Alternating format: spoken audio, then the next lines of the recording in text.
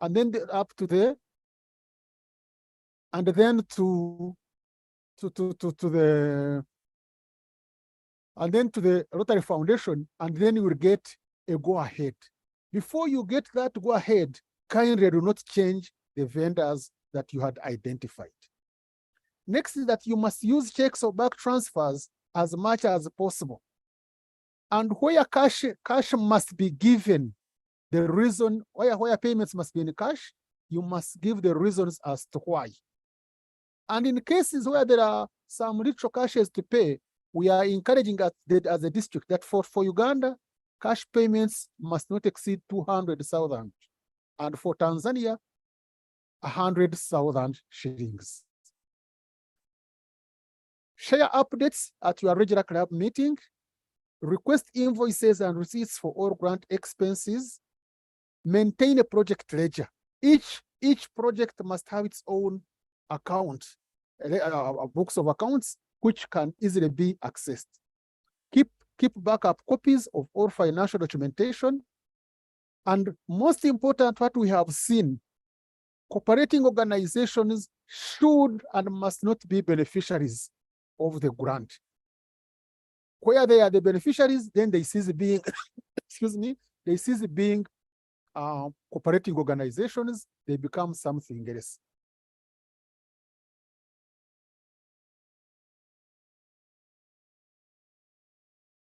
I'm having a problem with my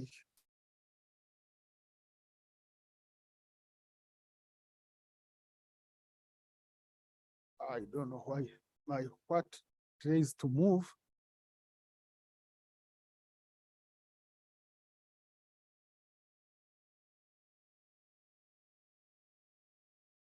Yeah, after project implementation, measure the results of your project. And this one must be this one should have been stated even in the project write-up. What were you supposed to achieve? As you are ending, measure to tell us what you have achieved. Then maintain the relationship with the beneficiaries and keep the financial records for at least 5 years. Then another thing that we look at is reporting. Reporting is very, very important. You are supposed to submit a report on the project's progress 12 months after receipt of monies. I had talked about this. And every year via the online grants center, and 2 months after the closure of the project. The district governor-elect talked about this problem. We have always had cases where people, once the project is complete, don't submit reports. And if the report, the grant is district supported, it is a district grant, then we cannot, as a district, we are blacklisted and we cannot get more grants. But even at club level, you can't qualify, so it is important that we must submit these reports. Then, as you submit your reports, include all retained financial documentation with the report.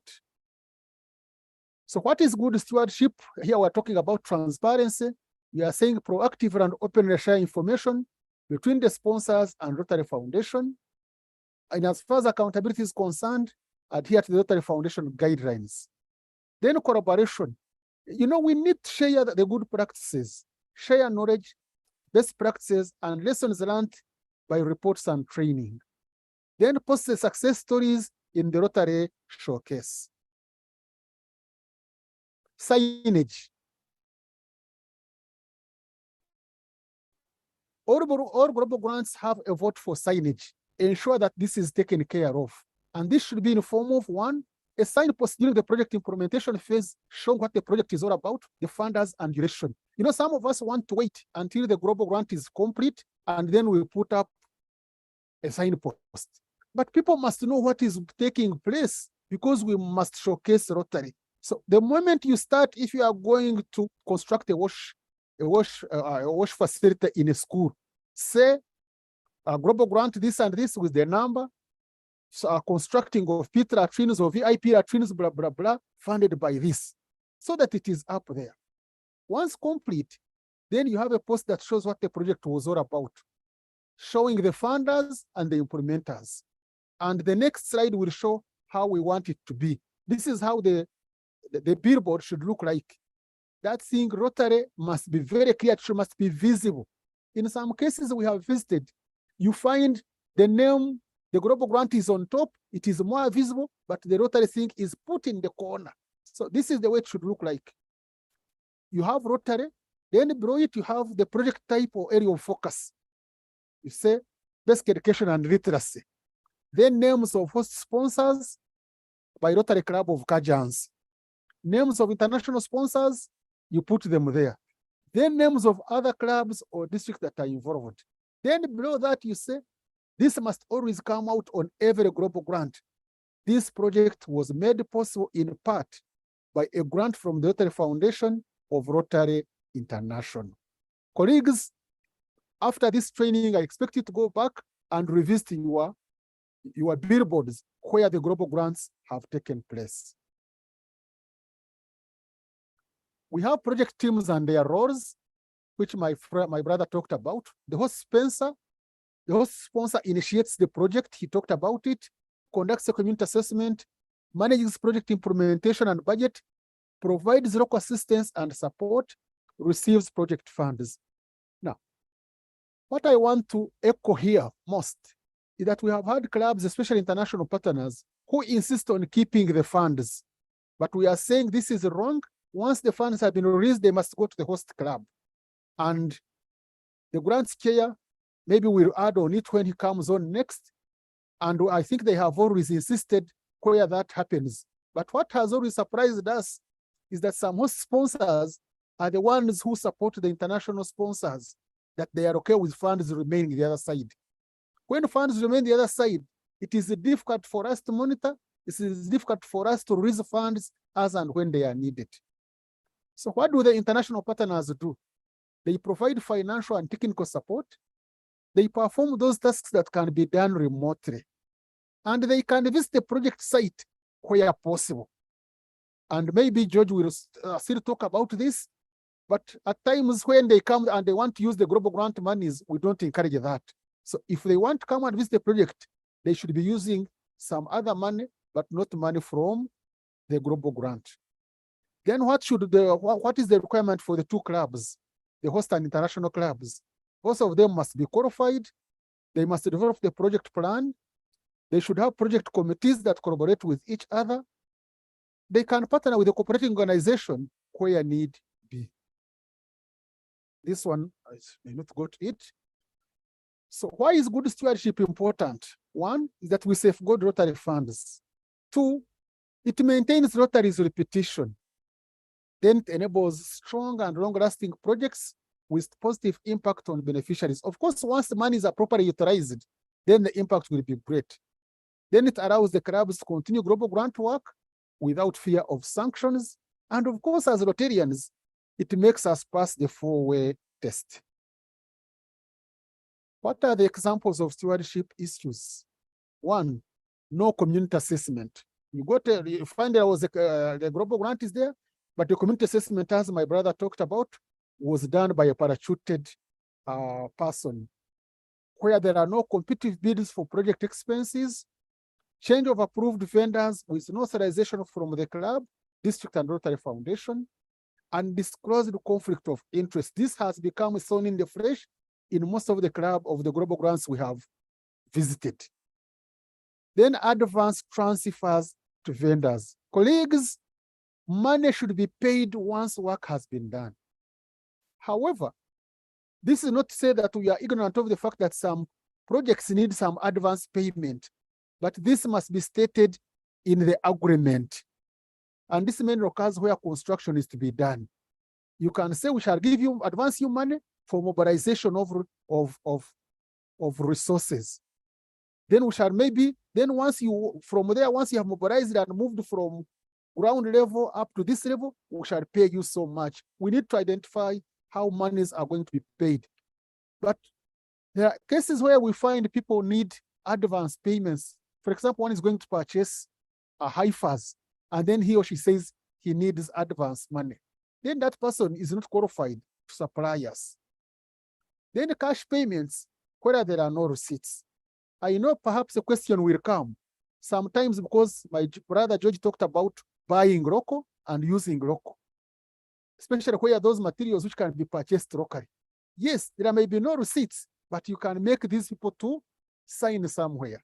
As a club, you can design something like acknowledgement of payments, which you design, and then these individuals can sign on that. I want also to comment on something where you might find that you are going to pay a number of people. For example, it is a training session and the attendants must be paid, for example, some transport back. Let the person who is in charge of that training requisition for the money. And when he goes, he writes their names and each person signs against his or her name plus the amount. So this Rotarian who will have requisitioned the money now can make an accountability of those monies and attach that document where these people received the money from. Then sustainability components not completed. Maybe at another time during further training, we shall talk about the various elements of sustainability. Here we are not looking at only funds, we are looking about technical sustainability, financial sustainability, environmental sustainability, institutional sustainability, social sustainability. All these are issues. If they are within the project write-up, these components must be completed. Then we have had cases of projects which are managed entirely by one Rotarian. I will give you a fun example, but I will not mention a club. There was a club where the project involved purchases of medical equipment, and the club had a number of doctors in it. But when we went there, we found that the doctors were not aware of what equipment had been purchased, from who, and yet the person who was the primary contact person was not even a doctor. And now we're asking, how did this happen? And even the most other members of the club, over 80%, were not in the know that the club was having a global grant going on. So let us all try to be involved. What are the consequences of bad stewardship? Of course, Rotary loses funds. Our reputation is damaged. Then it weakens the project. It limits the impact. Then it negatively impacts on the beneficiaries. And here it risks sanctions. As a club, you can be blacklisted, never to do any other global grant. Of course, it fails the 4-way test. And of recent, the Rotary Foundation has become more harsh to us. That it gives sanctions to individual Rotarians involved in the mess. Of recent, we have had a case where a former Rotarian has been banned from being Rotarian for life.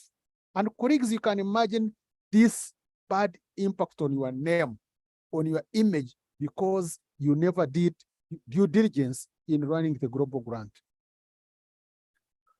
Let's look at some examples of projects with good stewardship. You can see these toilets, colleagues. These are some of the global grants, and this is where work was properly done. You can see the toilet, see the way it looks like, or these.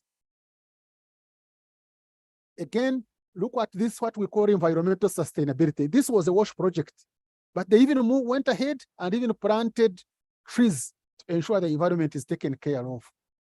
You look at this is still a wash project. You look at the way the toilet is organized, you look at the finishing, and you even see the beautification. I know among Africans, this is not common, maybe, but this was in Africa. Can you imagine where even the entrance to the toilets have flower vessels and flowers planted? I think you go there when you are really. Then examples of projects with stewardship issues.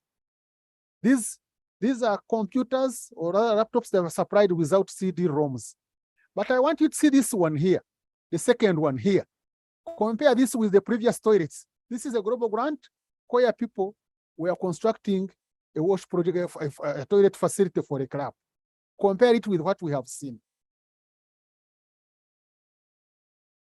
These two show these farms are supposed to be demonstration farms where people are supposed to go and learn good farming practices. I don't know what we can learn from there. These are some of the poor stewardship issues. Now, finally, I will use this time to talk about the stewardship committee. This stewardship committee, just roles and functions, is that we track on the reporting to see whether the clubs have been reporting on global grants, We do routine monitoring. We do random and targeted auditing. Then we investigate allegations and we carry out stewardship seminars. I must thank our current governor who has really initiated on this. We are moving away from being fire extinguishers, but to move to being people to first of all educate you. Can we educate the clubs? Can we deal with the clubs when the global grant is going on so that we don't get problems? And I must thank the district stewardship chair and the district Rotary Foundation committee chair who have made sure that for the coming grants, money is put aside for the stewardship team to come in and visit the global grants, the clubs that have GGs.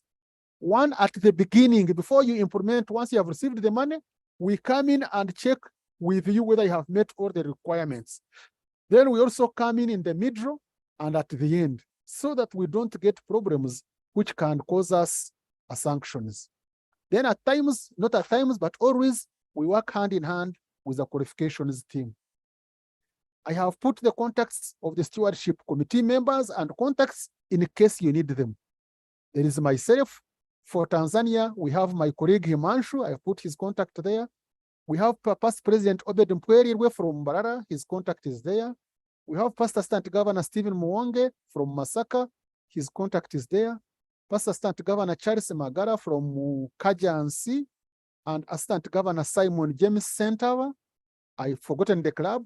So these are the people. Now, for Tanzania, they have not yet given us the stewardship committee members for Tanzania, but Himanshu as of now is working alone, but we hope in the long run, he will be given more people to work with so that we strengthen the management of grants.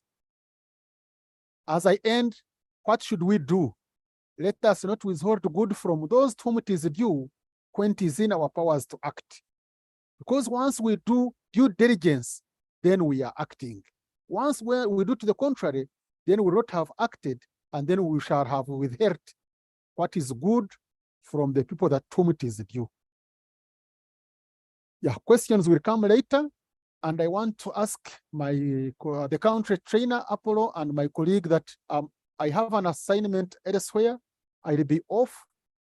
When it is Q&A, my team will be on, and it will be led by PAG Magara, but all the four will be on. They will help in answering some of the questions. Once again, I thank you. Thank you for listening to me. Let's go and do good society. Thank you. Asante sana, PAG Edwin. Thank you so much for giving us and shedding a lot of light about stewardship, which is very, very key for the future of grants, both at district level, but also at club level. And like you rightly said, also at personal level, because where you find a Rotarian has been banned from being a member, that shows that it doesn't only end at the district and club, but even for us as individuals. Thank you so much. And friends, to put to context to what has been discussed by the district grants chair on how to, on the steps for good global grants and the grants review process, and also good stewardship practices, allow me invite grants officer or grant support officer, Samantha Button, who is also an incoming assistant governor, from Rotary Club of Arusha, to demonstrate to us what a good grant would look like. So she's going to give us a case study of the Rotary Club of Arusha WASH grant and put in context what has been discussed. So welcome, Samantha. Thank you.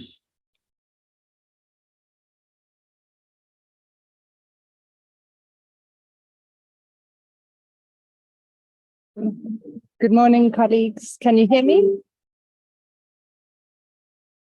Yes, we can hear you, Samantha. Great, thank you. And can you see my screen? Yes, we can see the screen. Okay. Thank you so much, everybody. Thank you, District Trainer Apollo, District Grants Chair George. Good morning, colleagues and friends.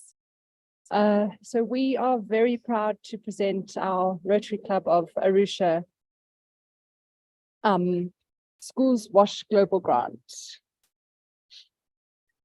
This is the third phase of this project currently underway. It's $195,000 It's our project, our club, Rotary Club of Arusha, plus the Rotary Club of Utrecht and 14 other Rotary clubs in Holland. At each of the schools where we have constructed toilets, hand washing facilities, connection to the water utility, and a sanitation and behavior change campaign. So far we have built, we've done this WASH project at 30 primary schools, 30 government primary schools around Arusha. We've reached 51,000 pupils and 814 teachers and staff. We look forward to, there are 49 schools primary schools in Arusha. 9 more schools will be constructed by the African Development Bank, and remaining are 10.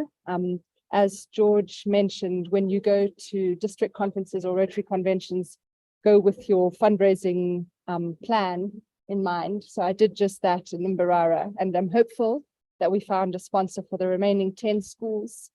When, not if, we reach all of these schools, that would make Arusha to be the first city in East Africa with 100% WASH coverage at primary school level.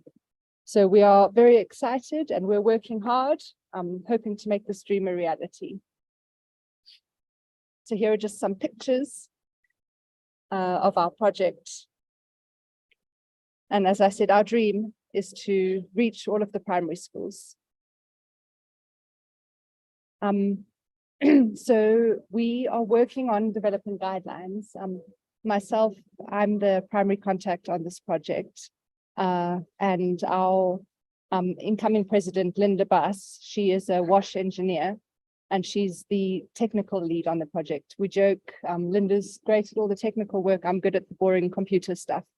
So we're developing guidelines, which we'd like to share if anybody's interested. But we've come up with 7 key steps. The first is the baseline survey.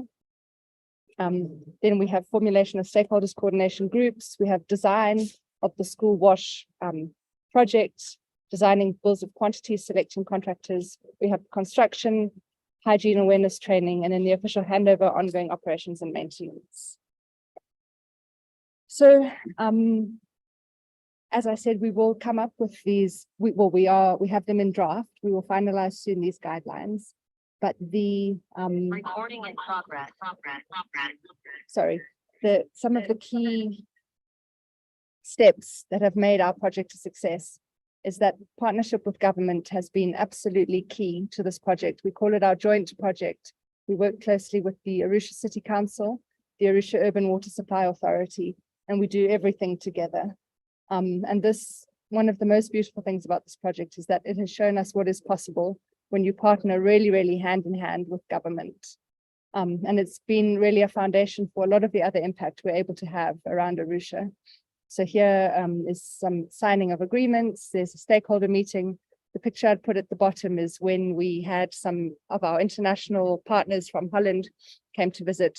We went out for lunch, and actually ALSA, the Urban Water Supply Authority, they took us out for lunch. You know, you often expect a government entity to only be taking from us, but here they said, no, we would like to take you out to lunch to thank you. Integration of government at every step, part of the same point. They are, you know, they come to our openings of projects. The picture on the right is when we had our international visitors from Holland. They went to meet the city director. Myself and Linda, we've actually been invited to the local Bunge, the local district meeting, district leaders meeting, because we are really, really partners now. It's very beautiful. An important thing about this project has been that a lot of time and a lot of energy was needed in the beginning. We spent about a year before the start of the project, making sure everybody was on board, everybody had the same goal.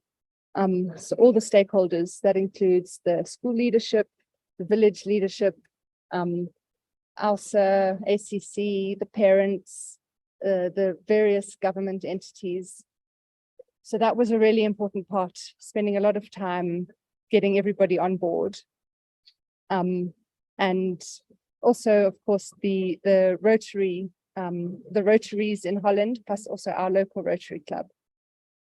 An important point is that in order for a project to be successful, it's really, really important that you have at least 2 people in your club who really have a passion for that project, who really care about it, who care about the impacts, the communities that it's serving. But also, as was made, the point was made quite a lot in this training, it's really important that your whole club be involved. So if you come to Arusha, we'll probably take you to see one of our schools. You see there DG Peace, we took him to see some schools.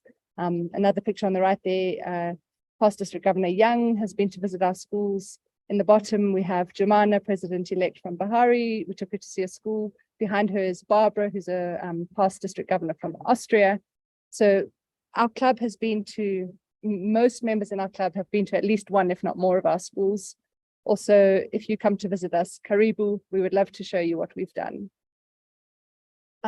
Something else that has been an important reason for success of this project is that we have identified key strategic partnerships. So SNV is a Dutch development organization, and they had money for behavior change and soft skills and training, awareness type thing, but they didn't have money for construction of or for doing these wash facilities. They didn't have money for the hardware, they had all the software. So in that beginning phase of working to identify key stakeholders, we identified that SNV had this project that they wanted to do, and now we've worked together closely with them. They're a key part of this, delivering the soft skills behavior change campaign. So to show you previous situation at some of our schools, as you saw in the presentation from Edwin also, and I'm sure many of us have seen toilets at schools, they're often not very nice, not very dignified for the children to use. So an important part of our project has been aesthetic toilet design, making sure that the toilets are beautiful and well designed. The beautification of the environment, as was mentioned, this has been an important part. A lady called Anne, she works for us, so she's head of this part of the project, and she really believes that going to the toilet should be a beautiful and joyful experience. So she, of her own initiative, came up with this idea of having flowers around the toilets, flowers, shrubs, trees. The picture on the left here is one of our international partners visiting the project, planting trees. And this planting of trees and improved green environment has been a positive spin-off of this project. Central location. It's very important that that the toilets are located in the middle of the school in a centrally located area. It's something that the school is proud of. It's something that they should be happy to use. They're not smelly, they're not dirty. They're a point of pride for the school. Inclusivity, this has been a huge, important thing. You know, diversity, equity, inclusivity, inclusion is a key priority for Rotary. And for our project, this has been absolutely key as well. So we have ramps to enable children, less able children to use them. We have special toilets, sit-on toilets for children who are not able to use other facilities. And we work in schools where there are children who have who are less abled, and we really focus on this being an important part of our project. And dignity, one of the most beautiful things about this project is that it's all about dignity, giving children a beautiful, clean, positive toilet experience brings them dignity. Also, particularly, of course, girls. You know, statistics show, and the research shows that a week out of a month, many girls will miss school. Not anymore. With this project, they're able to come to school. We have specially designed room with a changing room and also a toilet within there for the girls during that time of the month so that they can be comfortable. We've also got another positive spin-off that's coming out of this project and linked to this project. We're having menstrual hygiene initiative under this project. So it's been a big part of the project. Teacher toilets, you know, often you will do a project all focused on the children, the beneficiaries, but this project we made sure to also include the teachers so that they would feel also happy and joyful about this project. So in each block, there's a toilet for the women and for the men. Cost effectiveness of the sanitation technology. So often, Linda has built toilets across 4 countries in Africa and at so many schools, and she reports again and again and again, inability to pay the water bill is one of the reasons that toilet projects or wash projects don't work. But this project uses what's called zero flush or poor flush technology. So you only need a little cup of water to flush the ceramic bowl. And this is extremely cost effective. And we have 3 different technologies depending on the location of the school and the available infrastructure, but all of them ensure that there is minimal use of water. Also, the picture on the right there is called the Soapy, which Linda was involved in designing, which ensures you put a bar soap in there and there's a special way that it locks and it only releases a little bit of soap, but it lasts for a very, very long time. It can wash hundreds of pairs of hands. It costs very little for children to always be able to wash their hands safely. And obviously, sanitation is a key part of this as well. So environmental sustainability. Sustainability has been key for this project. And waste goes straight into big storage tanks or into the sewer if that's available. The sludge is stored in the storage tank or the sewers, goes straight to the treatment plants. We never have waste released into the environment. The picture on the right shows that there's 6 big vents behind the toilet, which ensures that the smells are carried up. The technology ensures that these toilets also do not smell. So the environmental sustainability is also maintained. Another key part of why this project has been so successful, and something that we are super excited about, is that we have excellent local contractors. And this was a point that was made by George, buy local, use local. This project is so locally proud. And there was a big competitive bidding process, which I will talk about in a minute.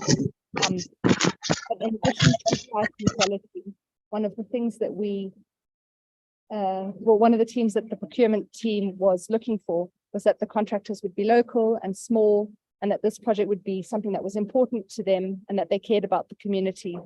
So our 2 key contractors, and we know them, we are friends now, are Gerard and Amiri. And they have been amazing. They have done great work. They've been there on site. They have showed up again and again. They have really been partners and technical contributors. So very important is competitive bidding. And this point will be made again and again and again. We need evidence that the process has been properly followed, that there was a competitive bidding process, tenders, whatever it may be. And then once you've done that process, also you need to make sure that your club procurement committee is closely involved in that. And then you have a meeting in which they approve the selection of the contractor. So now the design has been thought about, the partnerships have been made, the government have become close friends and partners. Then a very, very, very key part has been the behavior change and sanitation campaign, the Dream Clean teams. And this points to the fact that daily operations and maintenance is so, so important for a WASH project. Even more important, Linda says often, than the actual building.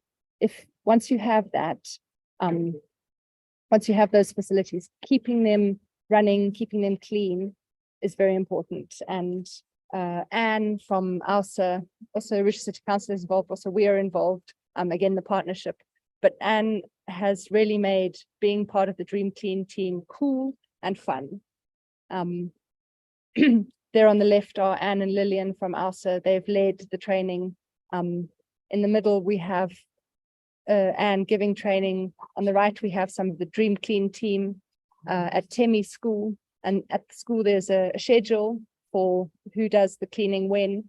But this is also points to sustainability and long-term effectiveness of the project. So another point to make, we in this project, for this grant, we had written the grant planning to build toilets or do wash facilities at 8 schools But at the point that the grant was approved, we got information from the government that they had 16 schools where they had partially completed toilets under a program called Education for Program Results. And they said to us, the government said, and on the basis of our strong relationship, they said to us, please, could you consider moving those funds so that we can complete the project at the schools where we have already partially constructed. So there was a lot of meetings and calls at the time, a lot of letters written from AUSA, from the government, between myself and Rotary International, our contact Jessica, also with the district grants team. But because of the flexibility of Rotary International, with the right documentation in place, because of our flexibility as a club, because of the government's trust in our relationship, we were able to pivot the project to finish what was half done. And this really also points to financial sustainability, finishing something that's half done rather than starting from afresh, thinking about sustainability in all steps of this project. Then another reason that we think this project's been nice and successful is that there's an organization called VI, which is the Dutch Drinking Water Company. And they already had a relationship between VI and the Arusha Urban Water Supply Authority, and in a few other places around Tanzania. They were already investing. And we were able to kind of jump on that, leverage that, become, VI is now also a big part of our partnership. And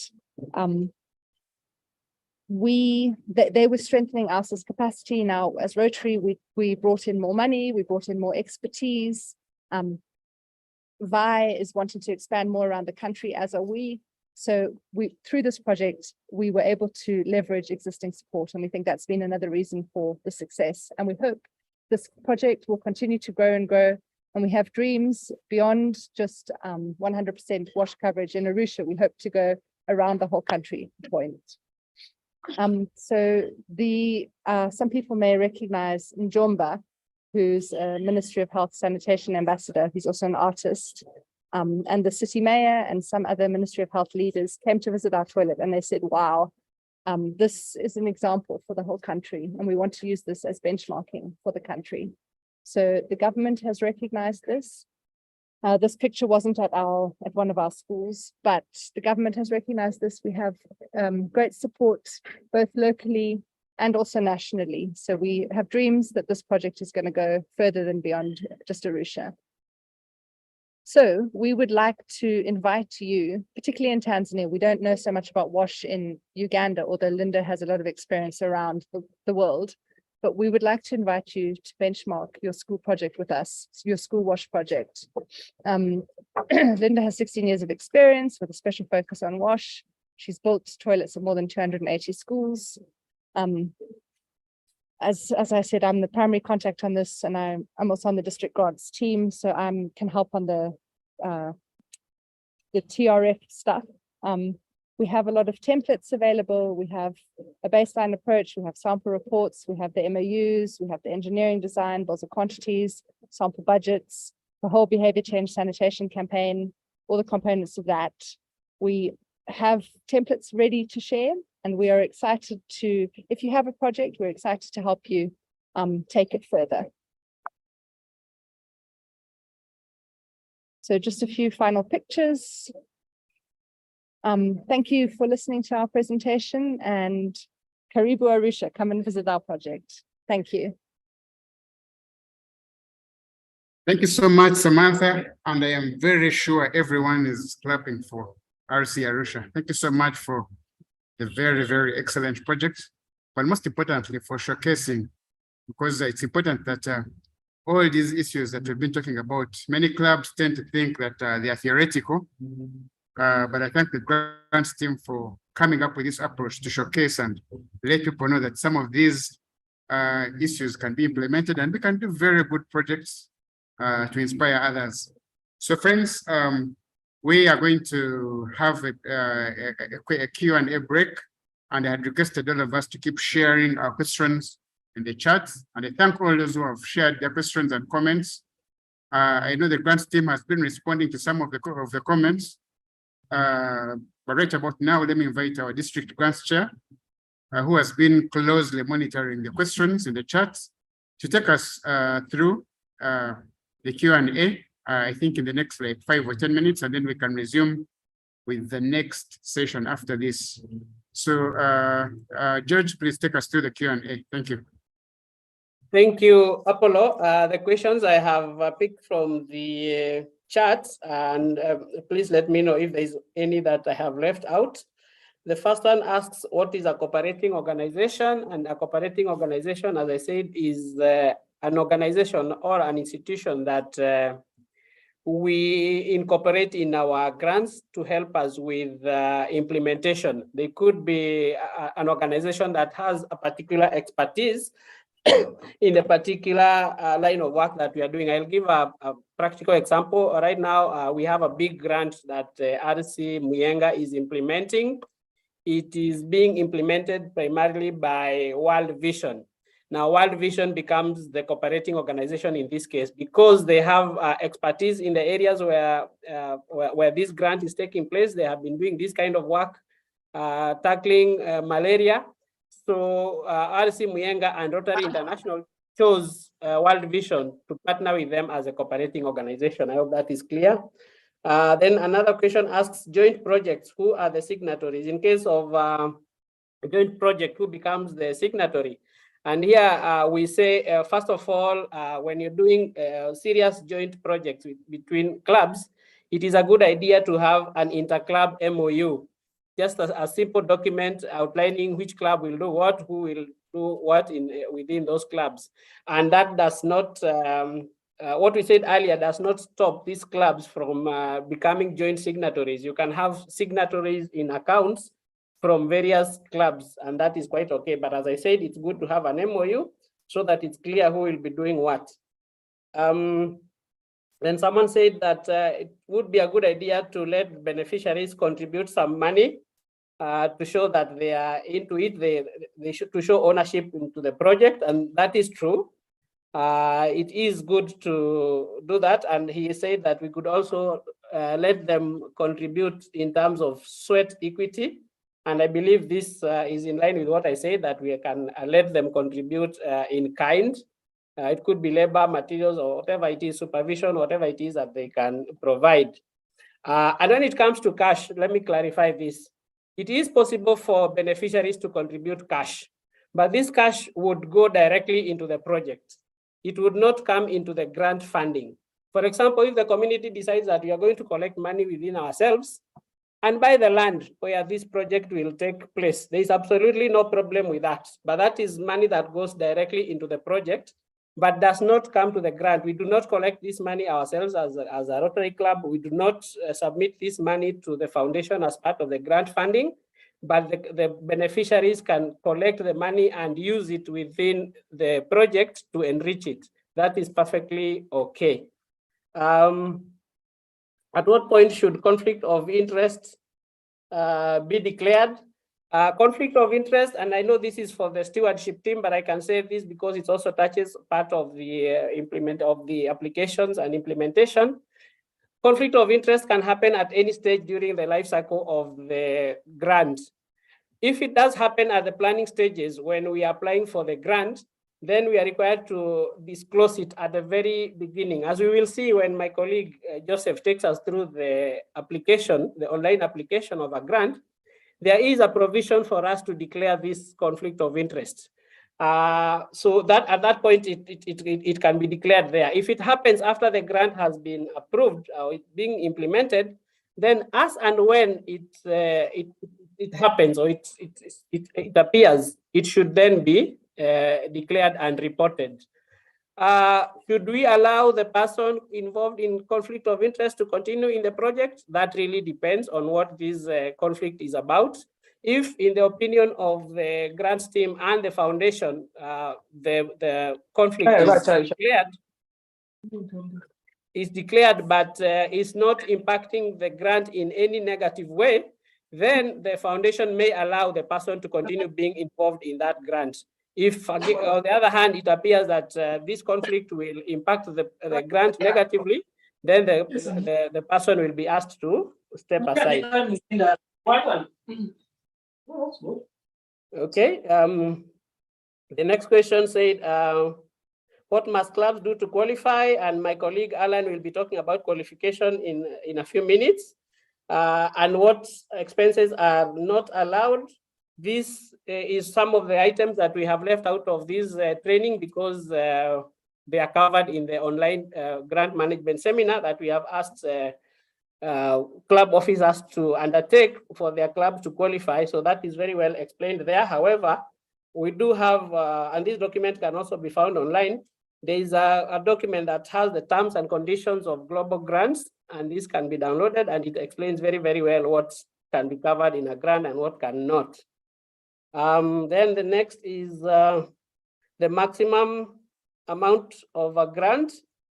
There is no maximum value of a grant, but there is a minimum. The minimum that you can apply for a global grant for is $30,000. If your project is less than $30,000, then it does not qualify to be a global grant. There is no maximum. However, there is a maximum to how much you can receive from the foundation. The foundation can only give you a maximum of $400,000, but the actual budget of your grant has no maximum. It can be as much as you want it to be. Those are the questions I had picked from the chat room. Let me know if I have skipped any. Apollo, thank you. Thank you so much, District Grants Chair Judge. I can see Edwin's hand is up. Please do unmute and give your remarks.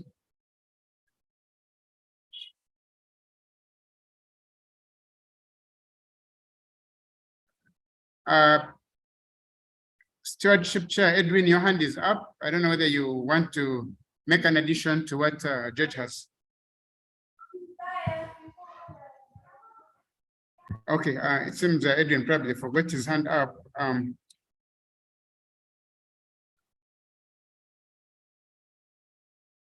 So friends, I want to thank the grants team so far. It's been an excellent presentation so far. And in the interest of time, if there are any questions that have not been attended to by Judge, they will be discussed in the next Q&A. We have another session which will be longer than this. But right about now, I want us to continue. And friends, as you know very well, Rotary is going paperless and everything is being done online. And grant application is one of those areas where Rotary International has emphasized that it has to be done online, or it should be done online, to make it easy for club members to maneuver and be able to manage the process very easily. So to take us through this session of understanding and demystifying and demonstrating the actual online grant application process, but also to give us a semi-practical feel of the grants application portal or tool, is our country grants chair, PAG Joseph Mubiru, Promoter Club of Kalisizo. So PAG Joseph, please take it on. You have about 15 minutes to showcase how we can actually navigate this tool. Thank you very much. Karibu, Joseph. Thank you, moderator. Good morning, everyone. Can you hear me well? Yes, we can hear you, Joseph. Okay. I would request our sister Samantha to project our presentation.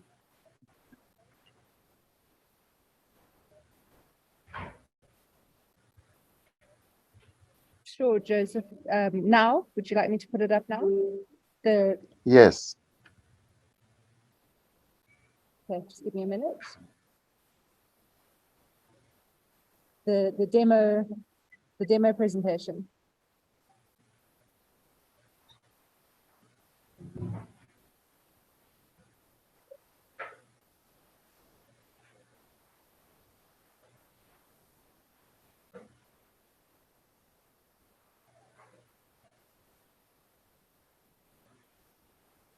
As Samantha comes, I will take this opportunity to welcome all members here online and really thank you very much for the time committed to come and attend this very important aspect of our Rotary service. Grants is one of the lifeline of Rotary clubs, and as we vie for extending services to the community and to show relevance of clubs in the respective areas, we have to participate in grants. So, brothers and sisters, here we go. We are going to carry out a demonstration of how the grant application process looks like. Thanks a lot, Sister Samantha, for aiding me in that in sharing this presentation. I would also request you to continue. This is an online application for the global grants under the District 9214. It's really a very easy process and it is stress-free, as you have seen. What we need is to organize our materials and information in one piece so that we continually upgrade it. So when you log on to my Rotary, that is the first screen which normally comes. And you go to the Rotary Foundation. When you click there, it gives you another drop-down list on the left, extreme left. Then you go to apply for grants. Then you scroll it to the right, and then you proceed right down to the extreme down where it is a grant center. Once you click that one, then you go direct to the grant application portal. When you reach the grant application portal, you click apply for a grant if you are a new person who is trying to apply for a grant. And after clicking that, it will bring that window down, select which type of grant. We normally have 3 types of grants, as you see in the drop-down list there. There's a global grant, there is a program of scale, and there's a third category which is shown in blue. Proceed. Normally select global grant. Those are the global grants application sections. It has usually 10 very key important sections, and each of these sections is acting for a particular type of information. Good enough that each of these grant section you can fill it and you save, and when you are short of time, you can exit, come back on another day, and start where you stop from. But the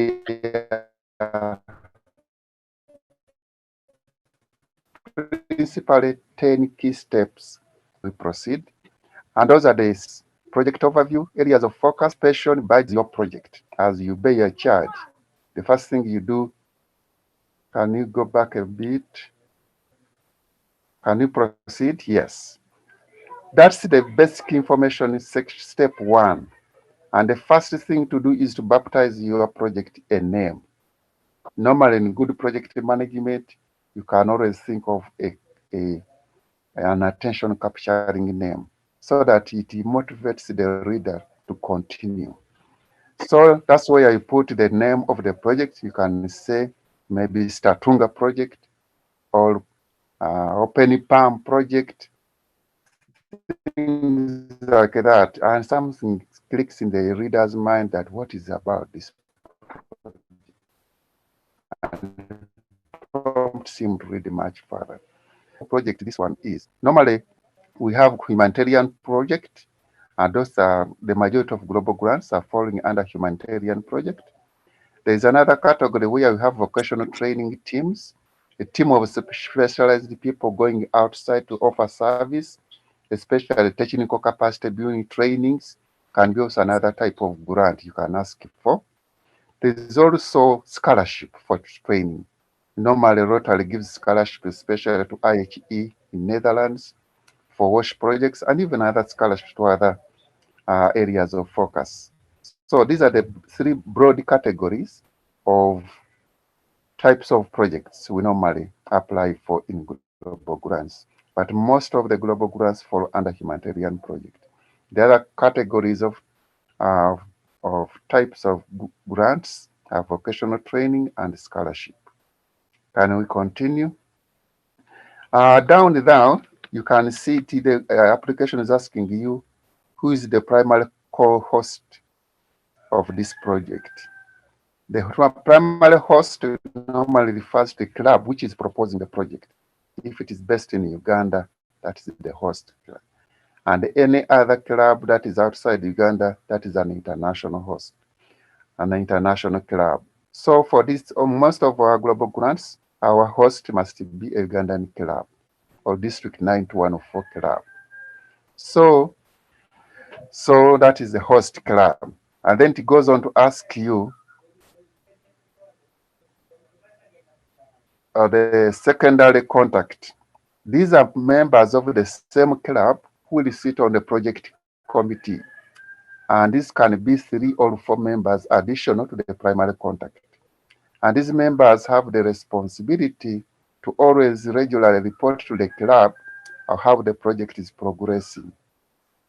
So, who will serve on the grantees host committee? Those are the 4 members or 3 we have talked about.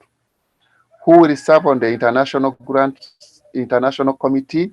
You ask your primary contact in the other club, which is foreign to you, to our district, to also select a primary contact. Then after selecting a primary contact that side, he also goes ahead to select additional 3 or 4 members to serve on their project committee the other side. And this is what we say the Grant International Committee. So you fill in those numbers electronically. Once he gives you those names, once you fill in those names, their Rotary ID numbers come automatically and their club and the district. And you click and everything is set online. Do any of these committee members have potential conflict of interest? This is a very important point which has been mentioned by my colleagues who have talked before me. And this is where we normally don't miss this point, because if it is no, then that's fine. If it is yes, then it will give another section where you have to make a justification why this person has a conflict of interest, but it is justifiable to be part of the project.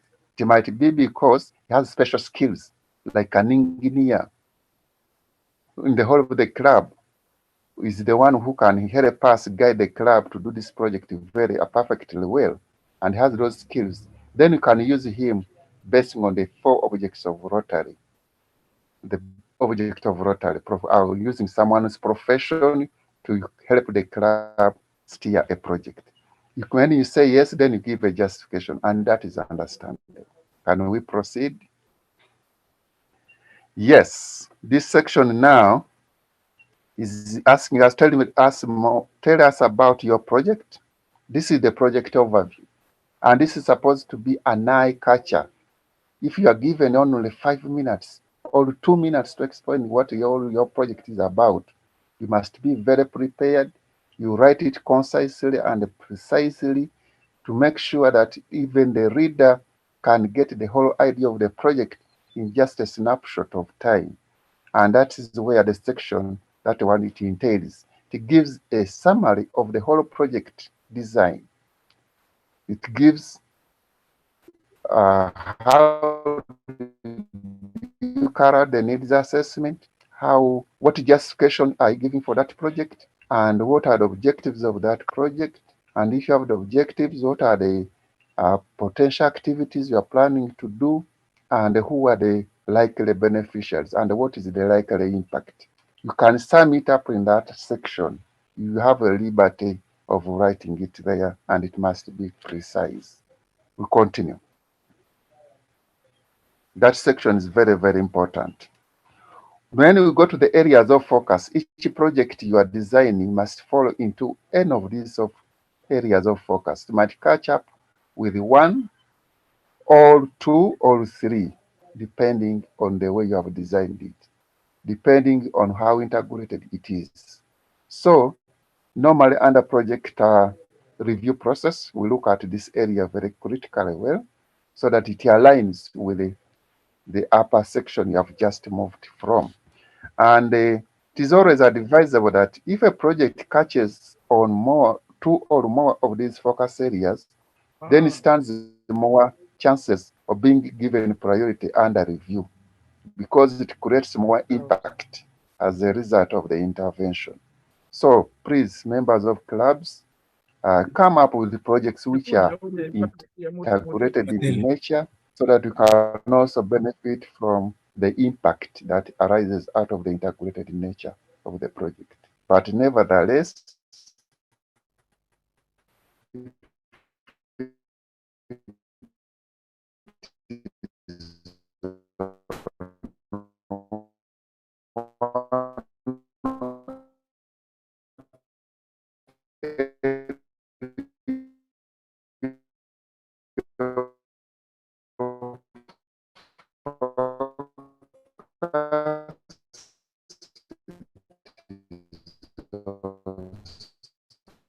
acceptable. Can we proceed? But from experience from the grant review process, back a bit.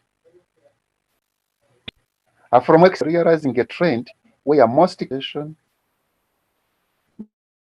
maternal and child health, and basic education literacy, and some on community economic empowerment. But there are very few projects which are working on peace and conflict prevention as well as the environment. So at this point in time, we're encouraging more clubs to venture into those areas as well so that we can have some kind of balance. But as you know, in our natural settings, you find that there are a lot of problem areas under peace and conflict prevention in our societies. But it seems as if our clubs are not taking care of that. So this is a call to action for all clubs to take a note. Environment and peace and conflict prevention, those two focus areas are getting very few grant applications. Can we proceed? Yeah, thank you. Measuring success.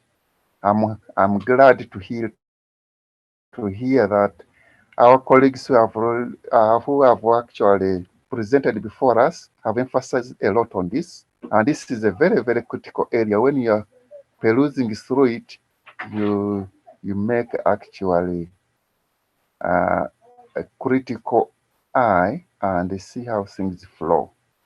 And it gives some kind of highlights on which are the probable areas, facilitating universal and equitable access to safe water and affordable drinking water. That is applicable when it is a water and sanitation project. So each area of focus has at least guiding bullets which you can select which fits best based on your project design. And this measure of success is very, very key. And this is where we would actually encourage our M&E officers in each club to focus more when they are reviewing, getting a grant application project, which they are trying to monitor. Because these are kind of commitments we make before the project starts, and we make sure and we aim at achieving these commitments towards the end of up to the end of the project. And once we achieve the commitments we made, that means we are successful in our project. So our colleagues who are here in the grants committee and the others, this is an area we need to focus on more because we need to empower our M&A officers with the skills how to monitor these measures of success of a given project. More often than not, most projects are done and very few members of the clubs pay attention to these measures of success. So it is really a very critical area and it shows how you have performed. Under normal project performance, this is what we call life of project targets. So we need to lay more emphasis on this under the M and the E section. Can we proceed? Yeah, these are kind of the demonstrations on the measure. You select one, and these measures are normally those categories: measure of parameter, collection method, frequency of collection, and number of beneficiaries. So if it is about to access to water, they will ask you which data collection method are you going to use, whether you are going to use records or quantity of water produced, or meetings or monthly reports, things like that. And the frequency of collection, it might be monthly, weekly, or semi-annual or annual. You determine according to the where it falls. Number of beneficiaries, normally you are given a range up to 2,500. If it is more than 2,500 people beneficiaries, there's also that option where there's 2,500 plus. Then you can select that. Every measure you go allotting, going through the same process and allocate numbers like that. So select, these are the frequency down, and when you go to frequency down, to have options every week, every 2 weeks, every 2 months, every 3 months, every 4 months, every 5 months or 6.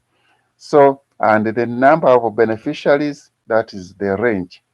If it is a training, normally it is between 20 to 49. If it's for a basic training, so because in a training we normally encourage people not to be more than 49 in a particular session.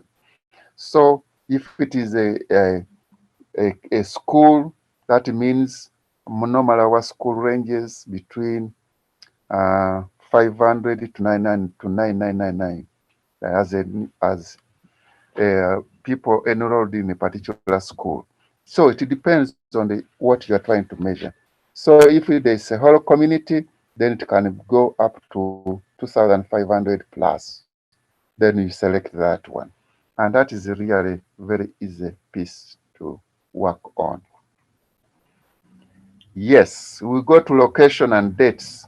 This section asks you where will this project be implemented. You have to put a city, province, where applicable, and the country. And when they go further to ask you when will your project take place, when will it start date and end date.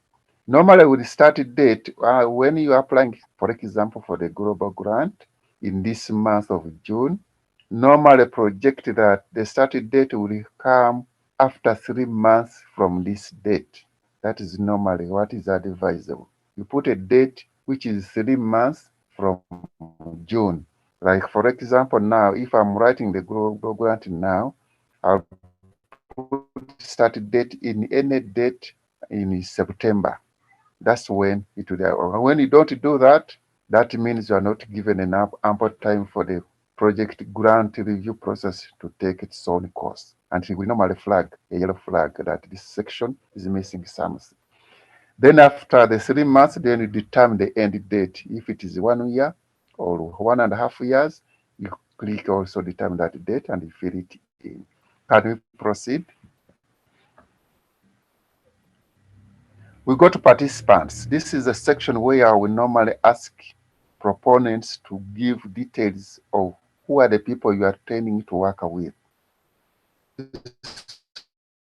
Could be an NGO, could be a school, could be any recognized entity or registered entity or a community development group. And you are supposed here to give details of that group. If it is an NGO, give the name of the NGO, address, and email. And then list any other partners who will participate in this project. For example, if you have had an NGO to implement a WASH project across 5 schools or 7 schools, then the other schools can become partners, not necessarily as cooperative organizations. So those schools where you're going to implement can be partners in this project. Or a local government which is in charge of that area where you're going to serve those schools can be partner in this case. So you list all those districts. If there are 3 districts, you are working in 2 districts, you list all these districts, their address and whatever. So that's how the project under participants, that is what normally asks. Enter additional partners, add international traveling. If the project involves some partners who are from the international club wishing to travel to come and see the progress of the project, this is the section where we fill their names who are planned to come, and we fill in their names if the grant is going to support their travel. And even their CVs are normally uploaded here to really justify that these people are really very key. In case it is a technically driven project and we need skills of those people, we must upload their CVs to justify that these people who are planned to come, they are really very key in this project and we need their skills, and we upload their CVs to justify that. Then we describe the role of the host club. What are the role of the club? For example, what is it going to do in this project? First of all, as our previous speakers said, they have a role to manage, to receive the funds in the first case, because they are applicants, then to manage the funds, and then to coordinate the cooperating organizations, to monitor their work. Even Rotarians, you have to join the monitoring teams. All those are roles which a host club can do under project management. Then describe the role of international partners. These are also similar because for them, most of the international partners, they help us in mobilizing finance funds for the project.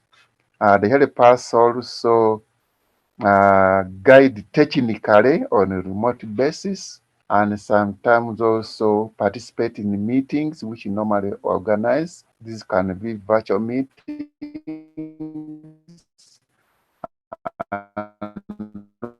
also to pre-forward the report or whatever frequency we agree on.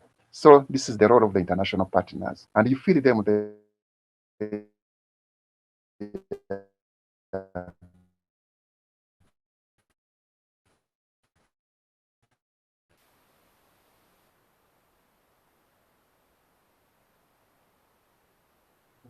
Joseph, we can't hear you. I don't know whether we've lost you. straight away. Then go to the step number 8 to state what currency are you Uganda shillings. If it is in Tanzania. Hello. Can you hear me now?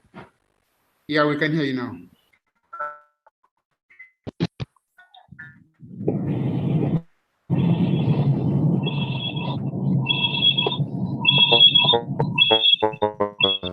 Sorry for that mishap. That's how it looks. First,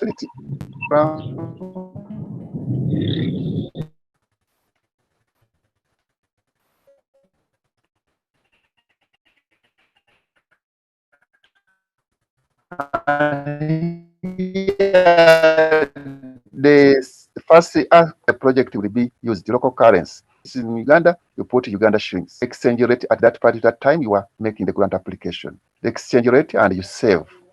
Once you have done that, you go down to the budget itself. They say add a budget line.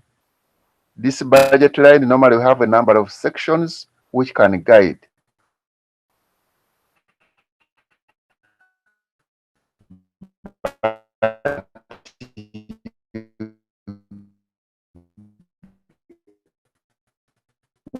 When you add the construction budget line, it will give you a description of that item.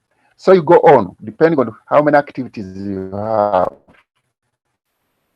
If it is construction or it is archaeological survey, baseline survey, those are kind of separate activities under the same project. If it is you are starting with the community dialogue meetings, you can also start with that before you come to the technical aspects. And you have no limit to add budget lines. So this is the area. But this one, normally to feel it very well, you must have completed the procurement committee process. And you have already identified the potential suppliers for each activity or budget item.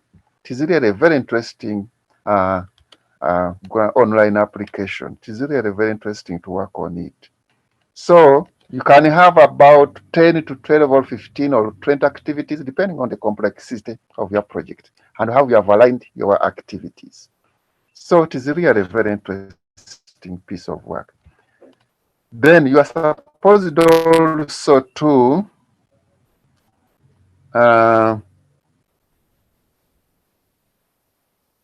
align quotations to amounts to the budget. I'm happy our district grants chair mentioned this one very, very clearly, that the quotation which the supplier supplied must be the one reflected in the budget, the total value. The total value must be the one reflected in the budget.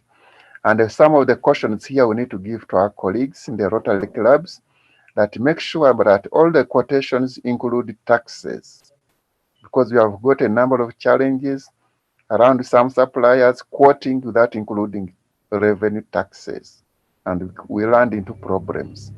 But make sure that all the taxes are included in the quotations so that you can have a smooth flow of activities without any encumbrance from revenue authority.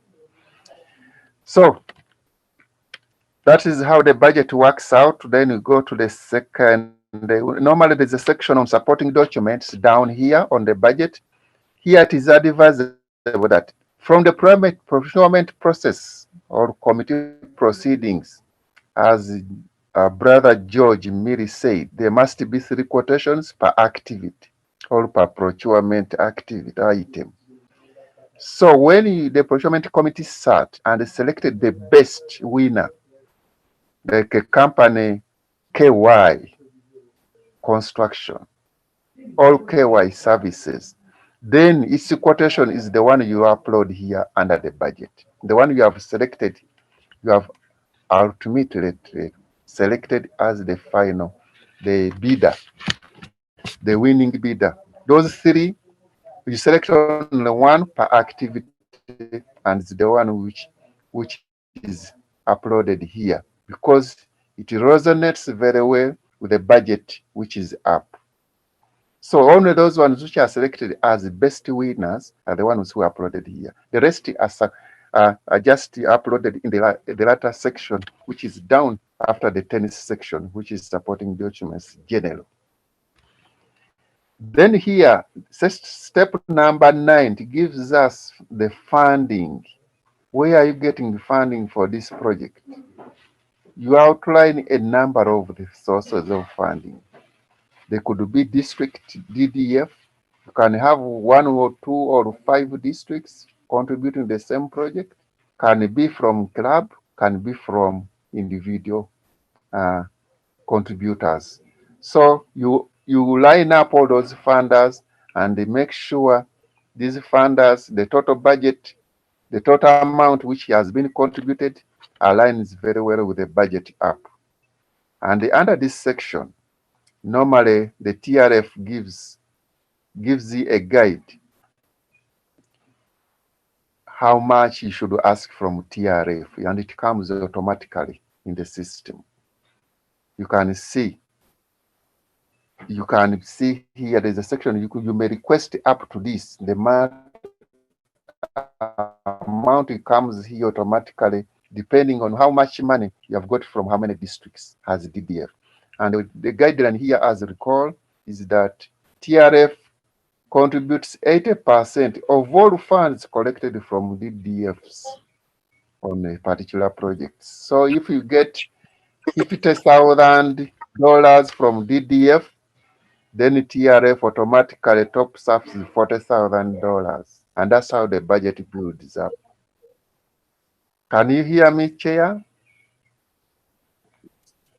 Yes, we can hear you. Yes. Fair So and winding that is the funding component. Am I still in time, sir? Please be winding up because we're out of time. Thank you. Okay, can we proceed, Samantha? Great. We'll go to the section number 10, which is sustainability. And this is very, very important, and you must feel it when you're very sober, because it must flow. And it really shows promise that the project intervention you are planning must have inbuilt sustainability in aspects. We can talk of committees which will manage the project after completion. You can say give some kind of highlight. How did you carry out the project in disaster assessment? How did your project team identify these needs? Then you come to also mention whether it's the committee which came to your club, or it was an extract which was got from the newspapers and tried to respond. Those kind of information. How were the members at the benefiting committees involved in finding a solution? How did you engage them? Did you carry out a meeting with them? Did you carry out interviews? What did you do? Those are kind of the information you need to input here, and to justify that really the beneficiaries were involved from the start. How were your committee members involved in planning the project? Because of those meetings, how were they? What were the options which were given? Were they given a chance to select from the different options? Were they informed elections? How did you handle that process? Implementation, you are supposed to give some kind of a schedule. How do you plan to schedule your activities? Which activity comes first before the other in a chronological order, so that it really makes sense that the project will proceed gradually as it is planned professionally. Those could be about 10 steps or more, depending on the complexity of the project. You go on adding activity by activity and allotting time. So, will you work in coordination with related initiatives in the community? Because with all those projects we are trying to design, this is not the first kind we are trying to do in the whole world, in the competition community. There are some other organizations who have started with such projects, but maybe we shall be building on that. And we mentioned those other partners who are in the process, in the community we are targeting. Can we continue? Supporting documents. This is a very, very critical area where we attach all the associated, all the required documents, like MOUs, we attach here. We upload the community needs assessments. We will upload all the bidders, which our brother mentioned above. Each activity, 3 bidders. All the bids must be attached here. Training plans must be attached here. Letters of commitment must be attached here. Letters requesting support from Rotary must be attached here. And a bidding analysis from the procurement committee minutes must be attached here. Club resolution passing, allowing the club to participate in a global grant must be attached here. So this is a very key important section as a reference point for the documents. And this is where normally our colleagues in clubs get offended when the questions are very many. This one is meaning also attached here, but it's accommodation, reasonable accommodation. If we ask for some of these documents, we are not trying to frustrate you, but we are trying to comply to the TRF requirements. Please, members from clubs, take it in good faith and they upload those documents which we ask you from the grants team. And after that section, we go to the finalize and the submit. Under this section, that's where the primary contact signs the grant. Once the district grants committee chair is satisfied with all the attachments and the process says the steps from 1 up to 9 up there, then he will advise the proponent or the club which is proposing, please go ahead and lock the grant. And this is the section where you normally lock the grant from. Brothers and sisters, I think with the interest of time, this is how the online grant application looks like. You can see the section where you have the primary contact signs of the host club and even the international club, the district Rotary Foundation chair, the DRFC, and the club president. Club president is the actual, almost the final person to sign on the grant application. So that you can see the process is quite interactive and participatory. Many stakeholders have to sign. So, brothers and sisters, briefly, this is what we managed to prepare for our colleagues today. If there are any questions, I believe and I'm very comfortable that our colleagues online in the grants team are here to respond to some of those questions. I thank you very much for creating this time. Thank you so much. To the chair. Thank you so much, PAG Joseph, for the excellent illustration of how the grant management tool works.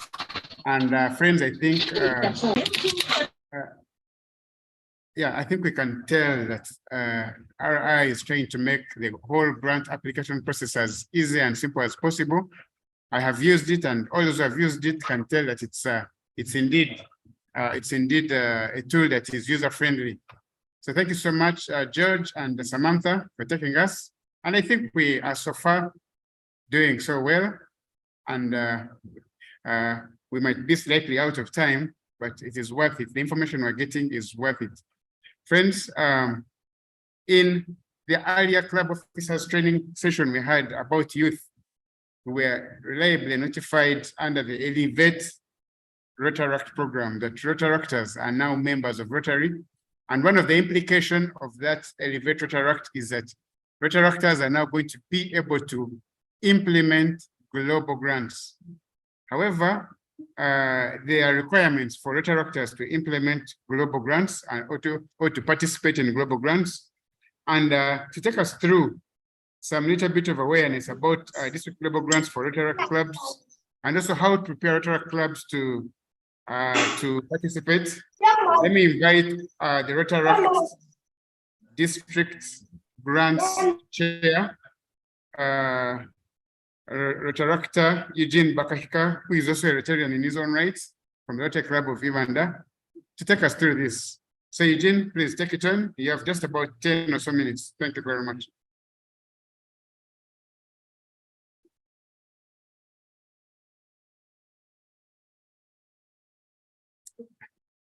Eugene, please, you can begin. If you can unmute my other. Yeah, we can see the screen, but you're breaking. Please get some good network.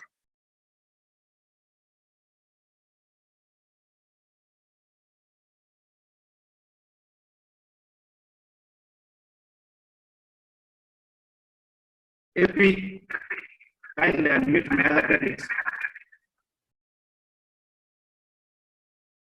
Eugene, your network is breaking. I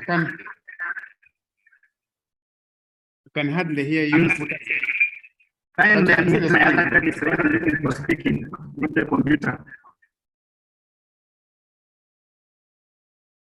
We can see your screen. It's very clear, but the voice is breaking.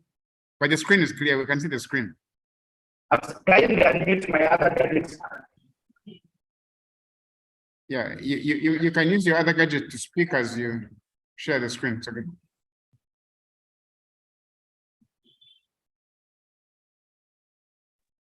Apollo, please unmute him on the other gadget.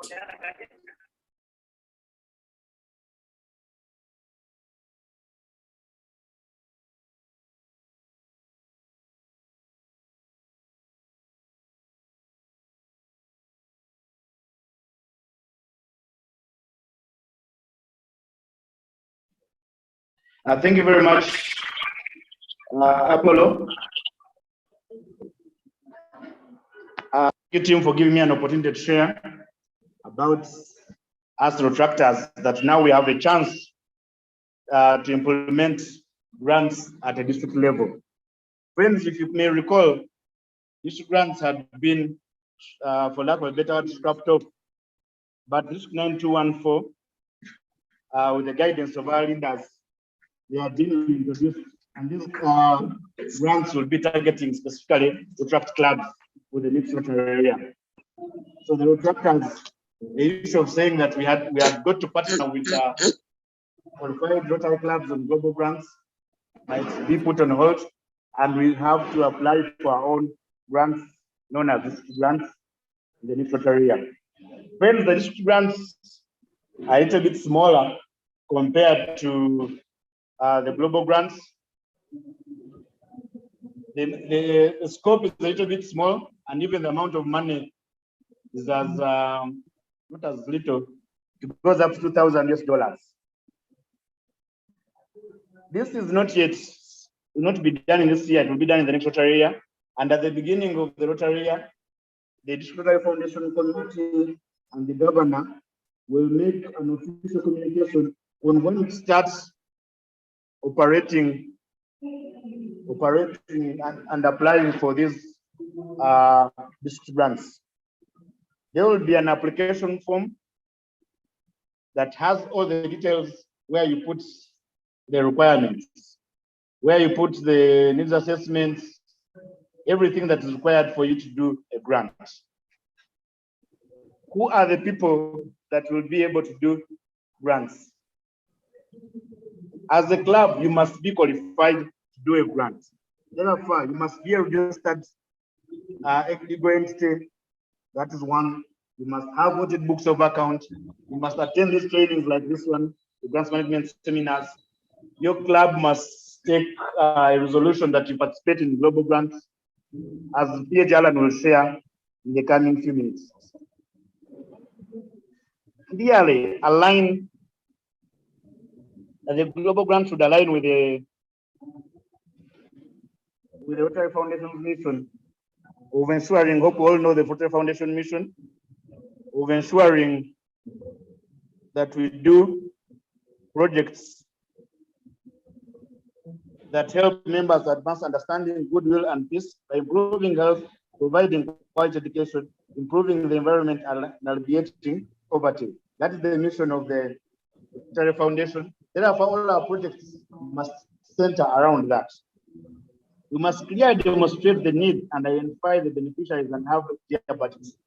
We cannot think for the beneficiaries. That means we need to go there and do a needs assessment and show that these people need the project that you're going. I'll give a case study for a club that, I think this was in Nigeria, where they went and constructed a borehole closer to the community, and the people did not take the usage of the borehole. They preferred to keep walking longer distances to fetch from the well. This is why the people had not been engaged. The women were using this as an opportunity for them to go and catch up in the evening. They are using it as an opportunity to go and meet their colleagues in the evening. So when you take away that, they will not be able to get interested in your projects. Therefore, Rotaractors, let's make sure that we do a needs assessment before we go anywhere to do a project. Have a clear budget. We cannot continue doing our usual dual-carry things. We must plan, and the projects that we're going to implement must have a budget. Friends, you must demonstrate active involvement of all club members.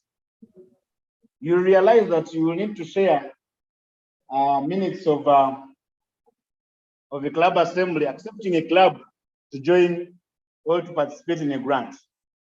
When P.H. Edwin was making his presentation, he said there was a Rotary club where only one person knew about the grant. So to avoid that, we must make sure that all the members of the club are involved and they know what is taking place. Then we must have an implementation plan and duration of not more than 3 months. Friends, realize this is the project. This money is $2,000 US, and the projects are not as big as global grants. So expect that within 3 months at most, this project should be completed already.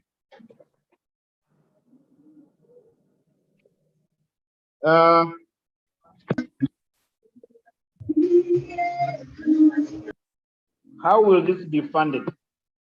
We expect that not several clubs can participate under this program, but the minimum contribution of the club should be $300. That is an equivalent of about 1.08 million shillings in Uganda, about 700,000 in Tanzanian shillings. That's the minimum you can contribute as a club to participate in the district grants. Grants funding will be under the matching policy, that whatever you contribute as a club, the district will multiply it by 2. So it will be a ratio of 2 to 1. If you have raised $500, the district will match it with $1,000, but the district will not go beyond $2,000. I don't know if you were clear. And if the 3 clubs, and each club has raised $300 each, that is $900. The district will match it with $1,800. So that this means whatever you offer, the district matches it with 2. But there will be some instances, and this must be very justifiable, and it's at the pedigree of the Rotary Foundation Committee to decide. There are some projects that may require more than $2,000 money. There, the District Rotary Foundation Committee and Grants Committee, with the guidance of the governor, will sit and decide whether to give the club more than $2,000. But the ceiling should be $2,000.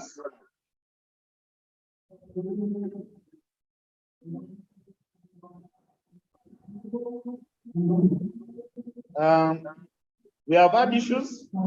Some people are saying wheel tractors don't normally report. And remember, friends, this will be a yardstick for us to partake bigger grants, partake on the global grants as wheel tractors. So we must make sure that we report on what we have done, but what we have implemented within the 30 days after the project has been completed. Not after a period of 3 months, but strictly within 30 days after the project has been completed.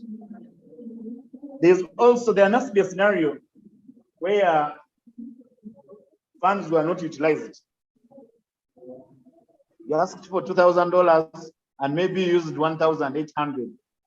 Make sure that the $2,800 are not used to pay your club dues or to do other projects. We have to return back this money to the foundation within 30 days.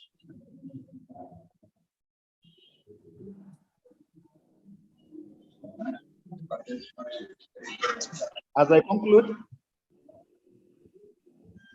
we are told all of us do courses in grants management in my Rotary, and all these regulations of the Rotary Foundation are available. Therefore, they should help us, they should help to guide us in the projects that we shall do. We must make sure that they fall under the guidelines of the Rotary Foundation. I would have shared a link, but since it's on my computer, it's not be possible. Thank you, friends. Thank you for listening to me. I hope I spent. Thank you very much, our District Rotary Grants Chair, Eugene, for trying to unpack what grants has for us with Rotaractors, but most importantly, for also shedding some more light on the district grants. I'm sure very many clubs do not understand the district grants because they have not been very active for quite a while. But I'm now sure that Rotaractors are gearing up to actually take advantage. And I'm sure the grants team is supporting. So thank you so much. And I do recognize our district Rotary representative-elect, who is also here.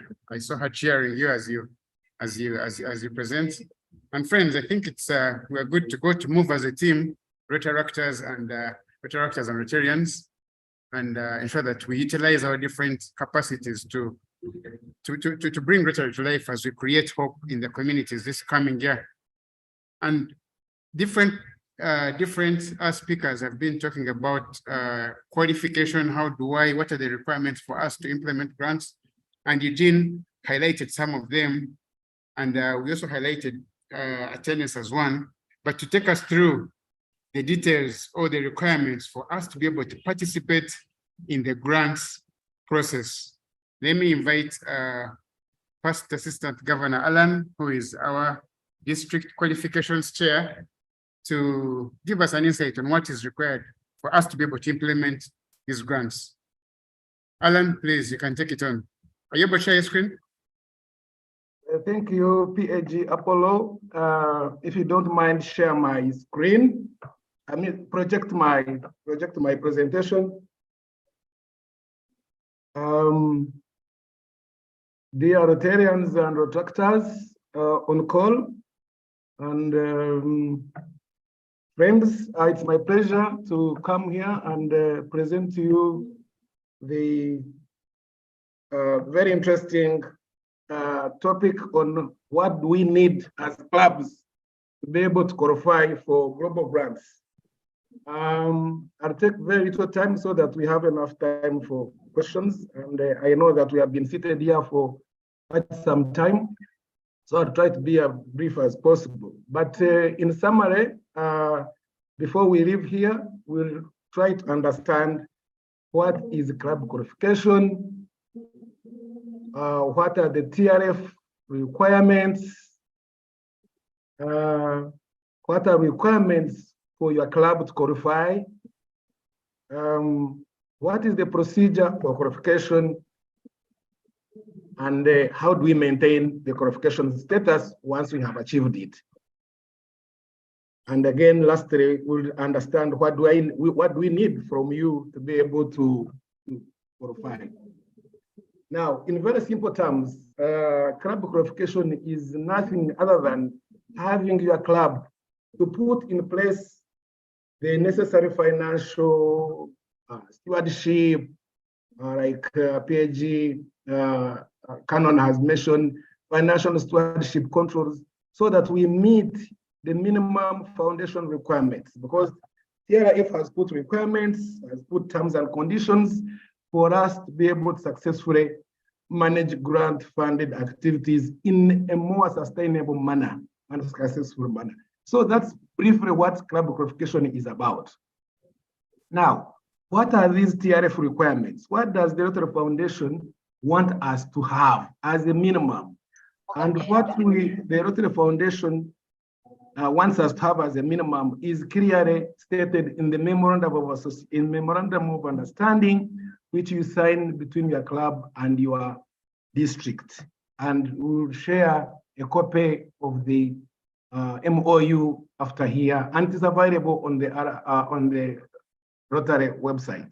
So this club memorandum standing is simply binding agreement between your club and the district, and exactly it just outlines what you need to ensure properly implemented activities and the management of grant funds.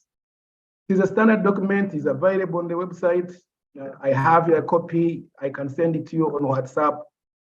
And once we sign this document, then it means that your club has agreed to comply with the terms and conditions of the Rotary Foundation. So all grants worldwide, there are terms and conditions which we must meet, and these are clearly stated in the MOU. There are also other terms and conditions by the district, but we'll see them together. So in this MOU, there briefly talks about the club officer's responsibilities, what is the responsibility of the treasurer, what is the responsibility of the president, what is the responsibility of the secretary. Okay, it also talks about financial management guidelines. Your club should have clearly set financial management guidelines. TRF wants us to have bank accounts requirements. My brother Edwin has Edwin has mentioned already how we must have separate accounts for different projects, and how do we report the use of grant funds. The TRF also wants us, how do we retain documents? that are used in the grants, in the project. Receipts, invoices, check leaves, counterfoils, how do we keep them? And my brother, Canon Edwin has already mentioned. Yeah, let's go to the next slide.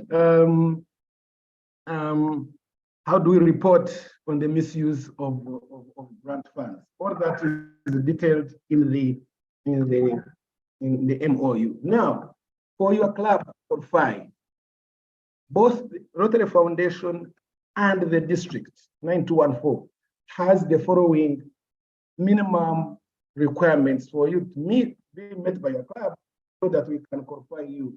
They are very simple.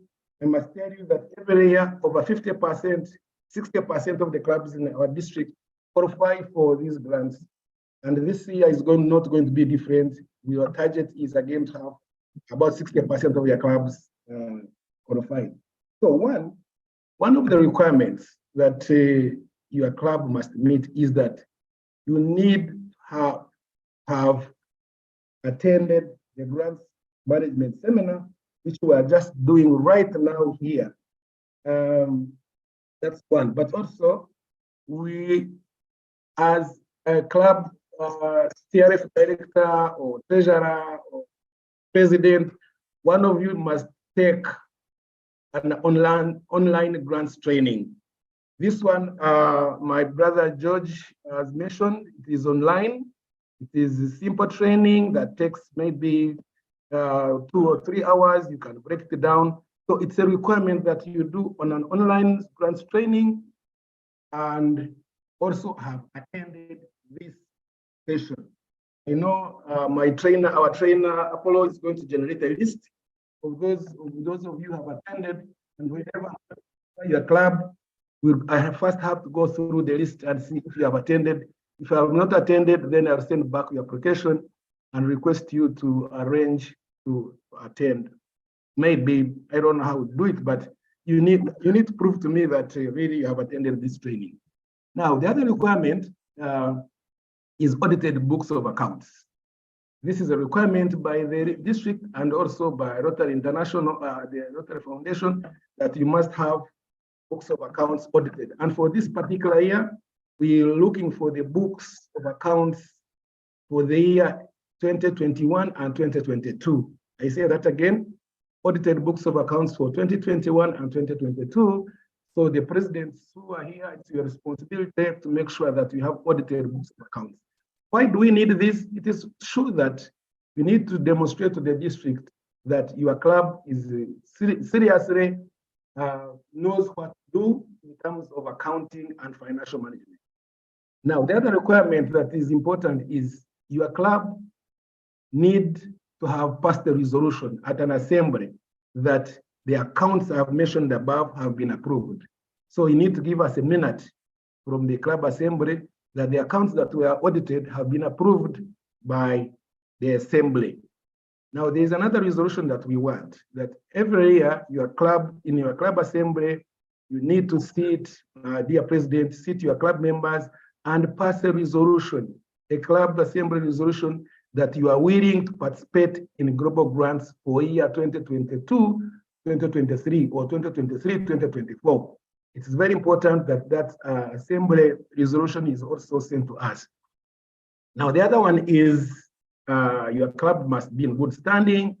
Good standing means you must have paid Rotary International dues. Your club must not have debts with the district dues, neither the country dues. So RI dues, district dues, country dues, all those must be paid. And we need to attach in the application, attach evidence of having paid those dues when you are applying. The other requirement is that your club must not be having outstanding reports with the previous grants. If you have a previous grant and you have not reported and you have an outstanding report, then we will not qualify you. Then in Uganda and Tanzania, your club must be registered as a legal entity. Your club must be registered as a legal entity with the Uganda Registration Services Bureau, where you are given a certificate of registration. So for clubs in Uganda, we have a assistance online when you go to URSB, where you can get your club registered. Then the other requirement is the financial management guidelines. There is a template for you, which you can adopt, or you can have an accountant, sit with him, and make sure that we have financial management guidelines for your club. So those are the 8 requirements. And once you put them together, it takes us less than a week to have your club qualified. Let's go to the next slide, PNG. Now, the procedure is very, very simple. I've been doing this for the last 2 years. I'm now going to do this for the 3rd year. And every day I try to make it as easy as possible. So get all the documents that I have talked about above, put them in zipped file, send them to me on my mail. And that's what I need.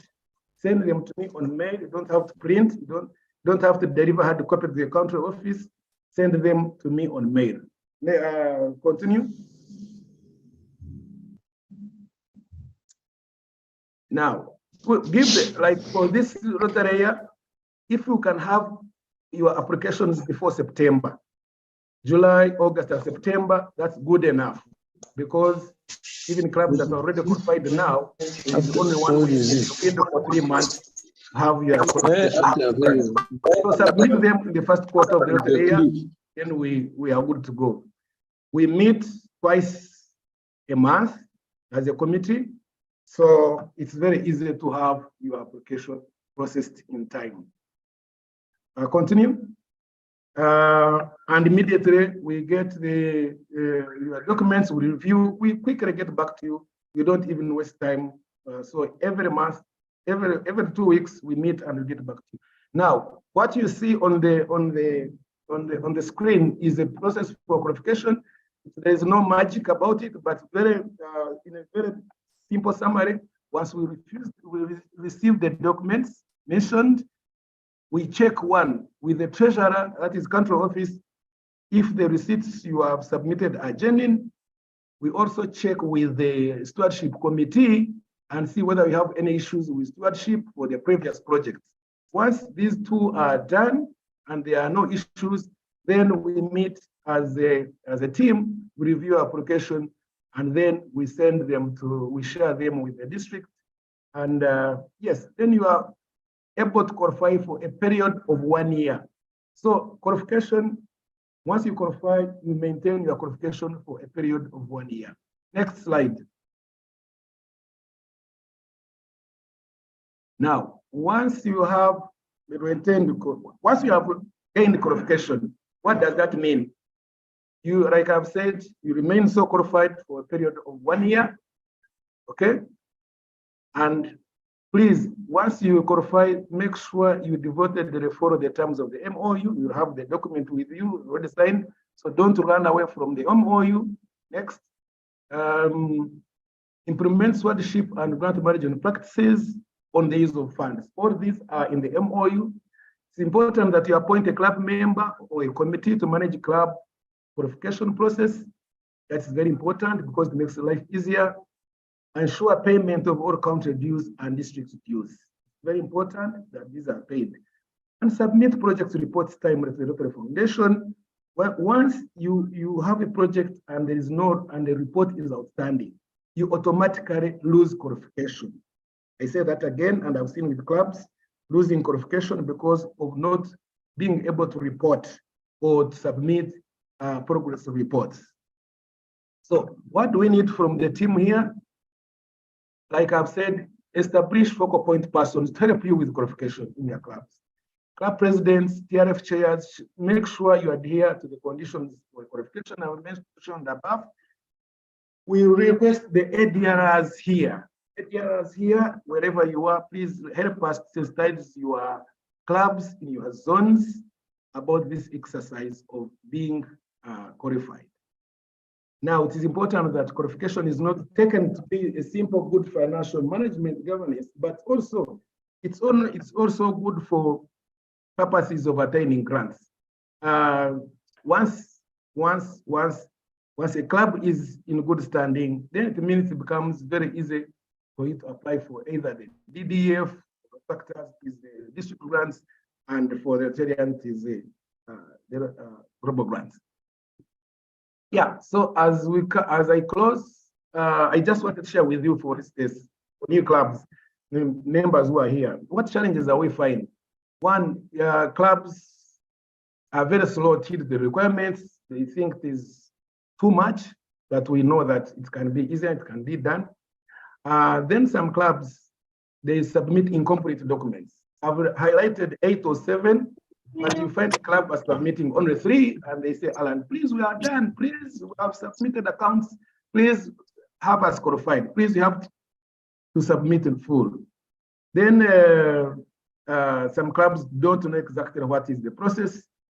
But again, at the later, like what we are doing now is take you through the qualification process, but I'll also be sending mails to help you understand what qualification process is about.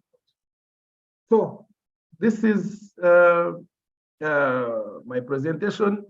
I'd like to thank you for your time, and let me give Page Apollo time to ask. I'm available for any questions. Thank you for listening to me. Thank you so much, PhD Alan. And I think your presentation was just on point, clear, and everything is standard. And friends, it's very important that we qualify, and the requirements, like you rightly said, in the challenges, clubs find as easy as failing to produce audited accounts, those MOUs. So friends, I want us to take this situation very seriously, and we ensure that our clubs are qualified, such that we as governor emphasized, we need to do bigger, bolder, and impactful projects.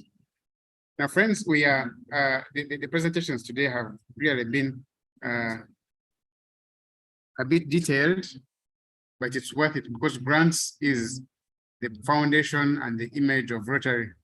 So I request that we should have been finished, we should have completed around 11 o'clock, but we just have one more presentation and then we wind it up. So I request all of us who are here to be slightly patient, give us just a little, just about 20 minutes and we wind up.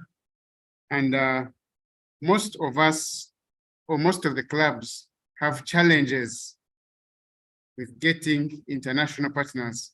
We have gotten to know how to come up with projects. We have learned about stewardship, about how to get district grants and how to qualify. But there's one key component that's very important in all this. To implement a global grant, you need an international partner. So to help us understand how to get international partners is a role that's very critical, and most clubs don't understand it. That's the role of the International Service Chair. So to take us through this role is our District International Service Chair, Past Assistant Governor Hanifa Musoke from Rotary Club of Mienga. So Hanifa, please, you're welcome to take us through the role of the International Service Chair and how it can support clubs in seeking international partners. Welcome, Hanifa.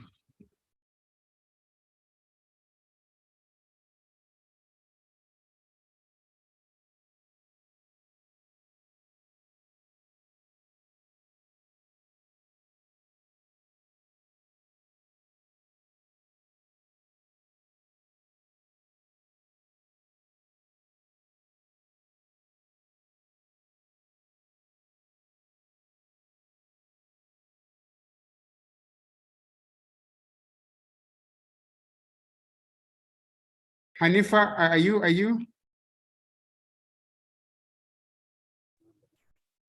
Hello. Oh, yes, I can hear you. Yeah, I'm not able to unmute. No, you can now unmute.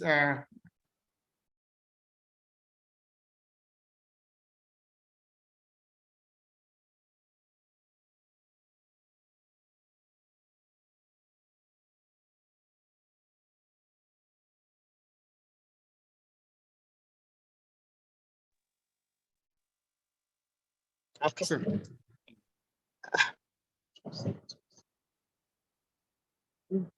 Hello. Yeah, we can hear you now. You can. Okay, thank you, Apollo, and thank you everyone who has presented so far. Colleagues, I'm going to take you through the value of international service. My name is Hanifa Musoke, the incoming District International Service Chair. Apollo, please help me run the slide.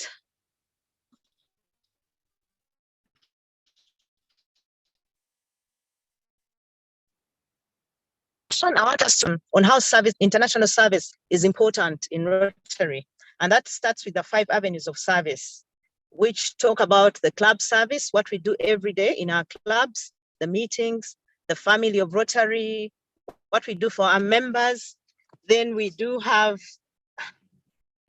vocational service, where we are required to use our vocations or our professions to serve humanity, to facilitate our project execution so that we are able to provide quality service.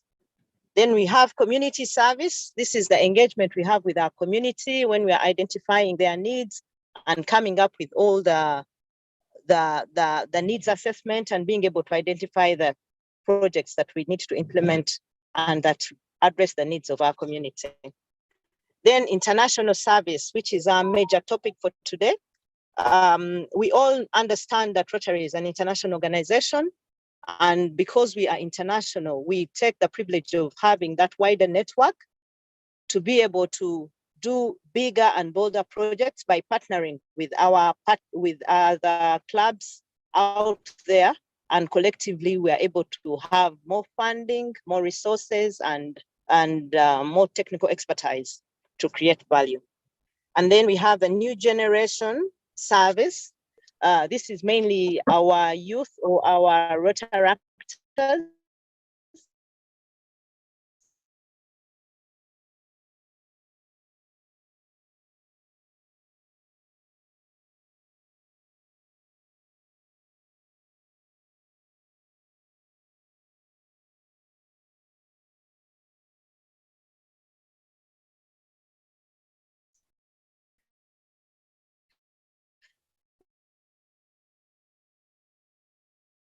Hanifa, have we lost you?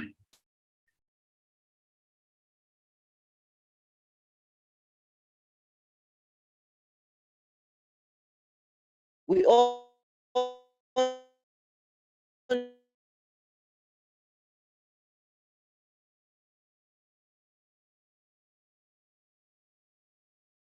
Hanifa, you're breaking. We can't hear you properly.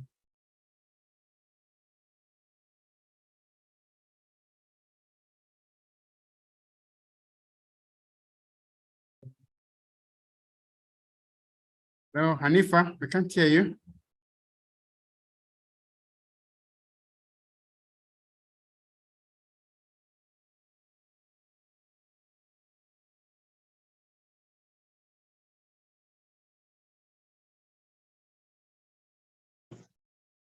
it is starting to get back. Let's see. Sorry, I'm traveling, so my network is off and on, and apologies for that. So the role of international service is simple. We are here to help clubs carry out more meaningful and sustainable service projects that make a difference. Our role is to connect our Rotary clubs and our Rotaractors to the international community. And how can we be of help? What are we going to do? We are going to encourage clubs and districts to be involved in international service, because we know that most clubs do not want to get involved in global grants. They don't want to get involved in youth exchange. They are a bit reluctant because of the lack of technical capacity, and also sometimes it's the lack of help. They don't know where to find the help. Our role is to provide that help to you. Then we will also make sure that we promote awareness of resources, the different resources that you can use to be able to access partners. To get more. Hello? Hello? Yeah, we can Go hear ahead, you. Hanifa. Go ahead, Hanifa. We can hear you. Oh, thank you. we'll also make sure that we publicize the different resources that people can access to be able to improve their project planning and implementation. We'll also help clubs to find international project partners.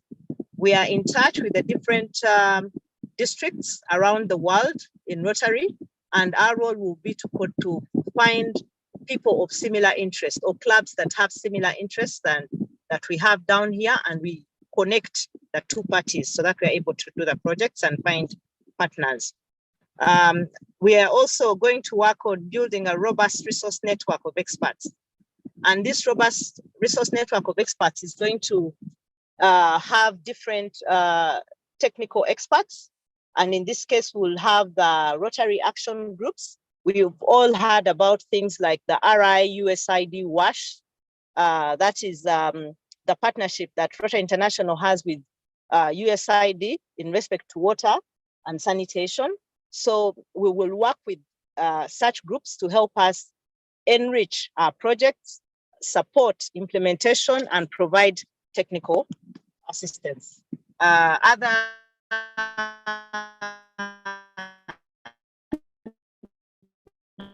area, the malaria partner.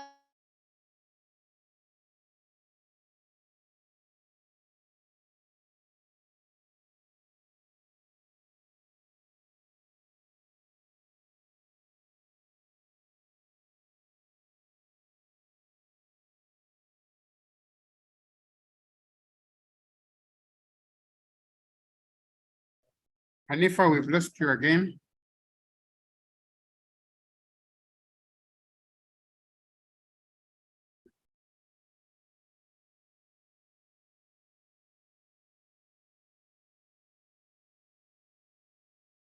Hanifa, I think we've lost you again.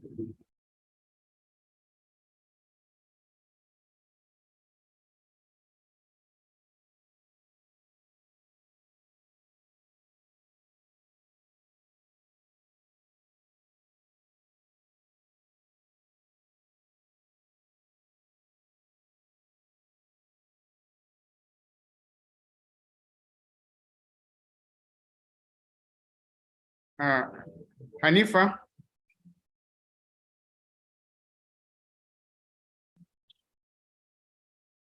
I think, friends, in the interest of time, I think Hanifa is having bad network. She's currently on the road.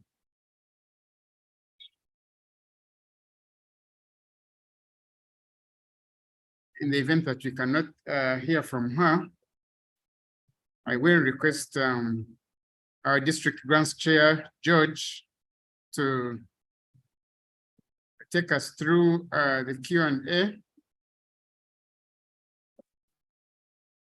Thank you very much, Apollo. Once again, apologies that we have overshot on our time. But as I said, we really needed to get this, and we seem to have underestimated on the detail that we needed to get out and the time needed for that.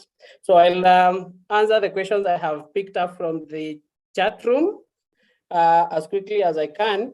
And the first question says, if the beneficiaries are under one organization managed by a Rotarian, can that be considered a conflict of interest?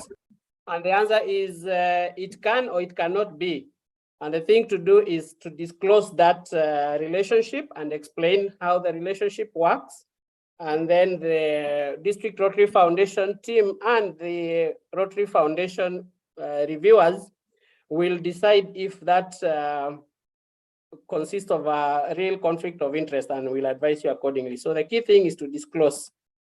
And then there is a very serious question. I don't know if it's an allegation, but one person asked if, as a district, we have disciplinary measures for officers who ask for cuts to work on clubs' global grants. This is a very serious allegation. I don't know if it's an allegation or it's just a theoretical or hypothetical situation, but to answer that is that, like all other Rotarians, the work we do as grants team, we do it purely on a voluntary basis.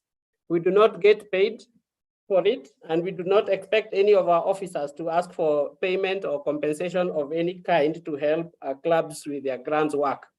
If you do have or are aware of an instance where that has happened or is happening, please report it to either myself, the District Rotary Foundation Chair, or the district governor. And if you so wish, this matter will be handled in strict confidence, but immediate action will be taken. That is not something that we can condone as a district. Then someone asked about, I think that one I already answered on the chat room.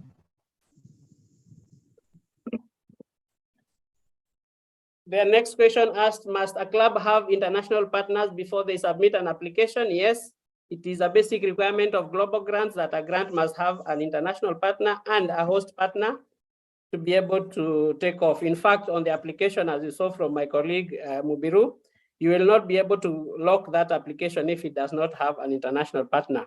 Must competitive bidding be done before submitting? Yes, the foundation requires that we carry out competitive bidding before we submit our applications, because then that is demonstration of value for money. Does that mean that clubs have to shoulder the cost of community needs assessments? Yes, in many cases it is the case. Clubs unfortunately have to find some resources to start the work of determining whether a need exists.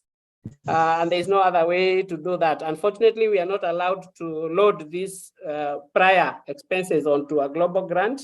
Grants are not cannot fund for activities that took place before the grant was approved. So clubs need to find a little resources to do that. How many grants per club per year are allowed? Technically, the foundation allows a club to have up to 10 open grants. However, the district is allowed to impose conditions, and our district has chosen to impose such conditions. And among them are that new clubs and clubs with less than 20 members can only have one grant running at a time. And when they implement that and they report successfully, then they can apply for another one. And if a club has an overdue report with any of their existing grants, then they cannot apply for a new one. Those are some of the regulations that the district has put in place. Will you send grant applications? I think this person is asking about district grants. These are open to Rotaractors, and the applications will be sent to Rotaract clubs. The only other thing I need to do here, Apollo, with your permission, is just to emphasize one or two things from my colleagues' presentations. Number one, from what you saw from my colleague Mubiru's presentation, there's a lot of steps that need to be filled into the application. However, it's not necessary that you have all this information at once before you start the application. We say that start with what you have, keep saving as you fill it in. As a section gets completed, it gets marked in blue and it is ticked. You save the application. If you don't have all the information, come back at a later time when you have more information and keep adding until such a time when the full application is filled up. Then I want to add something about the reporting for district grants. One of the reasons why these grants were scrapped in our district is that clubs were not reporting as they should. How district grants work is like this. We collect all the projects that we want to fund into one document, and then we apply for one grant. The district applies for one grant. That one grant is used to fund all these grant activities. So the whole grant, the entire grant, is really dependent on all the clubs that we are funding being able to report. So if just one club does not report, then that grant remains unreported and puts our district in trouble with RI, because then we are not qualified and none of our clubs can access any other kind of grant. So it is the reason why we are doing this on a pilot basis. We are doing this very, very cautiously. That's why we are setting the amounts at modest amounts, so that we can then ensure that clubs are reporting, and then that will not cause us problems. So it is critical that clubs or Rotaract clubs that do manage to access this district grant funding are very, very diligent in their reporting, because otherwise the whole district will be at risk of not doing any grants. I also want to add that my team and I are planning at early stages of planning regional trainings for grants, because we realize that what we do in this session may not be enough to equip clubs, especially clubs that are new to grants, with all the knowledge they need to undertake grants. So with the permission of the district, and if this is approved, my team and I are planning regional trainings in Uganda and Tanzania, where we'll be meeting a small number of clubs and spending more time with them, taking them through the practical aspects of grant work and helping them in case they have existing grants that they need assistance with. Yeah, and one small clarification from my colleague Alan's presentation. Right now, we are asking for qualification purposes, we are asking for audited accounts for the year 2021-22. But this is only until 31st of January. After 31st of January, then the accounts that you need to submit for qualification are the accounts for the year 2022-23. The reason being that the deadline for filing returns is usually 31st of December. And so we assume that by 31st of January, clubs should have filed their returns for 2022-23. And so we will be asking for those audited accounts. Thank you very much, DT Apollo. Thank you so much, our district grants chair, for the responses to the questions. And I believe you've been going through the chats. You've probably attempted all questions. Friends, we do apologize for not having completed the international service chair's presentation, but due to poor network, because PG Hanifa is on the road, we will have this session under the TRF. We shall have another session for another court session where we shall be handling the Rotary Foundation and fundraising. And I think we shall have that district international service chair role re-emphasized at that time, hoping that at that time we shall probably have a good network or a representative. So apologies, we haven't been able to complete it.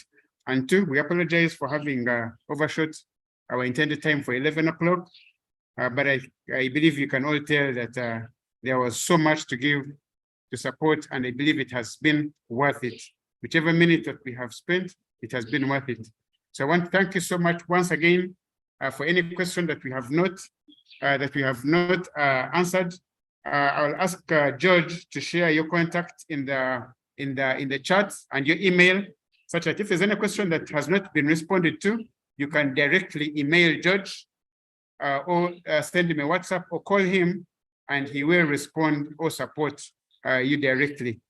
So friends, allow me invite, first of all, allow me thank all you presidents and the respective leaders who are here.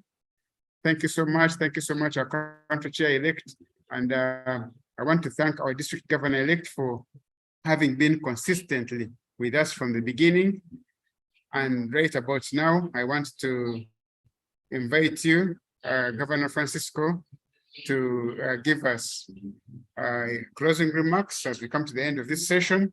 We shall have our next session next weekend, and we shall be focusing more on monitoring and evaluation, strategic planning, and public relations. So as we officially come to the close of this Rotary year and start our next Rotary year. So welcome, Governor Francisco, to officially close this session, and then we allow you to undertake your weekend programs. Thank you very much.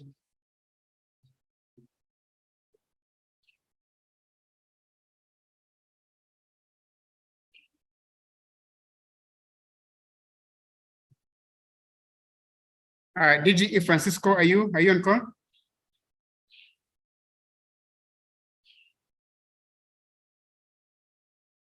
So as DG Francisco prepares to give us a remarks, George, please share your details in WhatsApp, share your phone contacts and your email address, such that for any other question, people can contact you directly.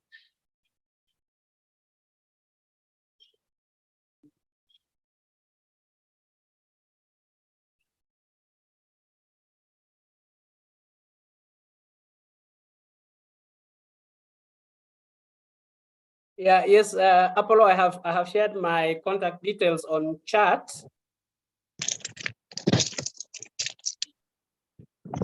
So thank you very much, Apollo.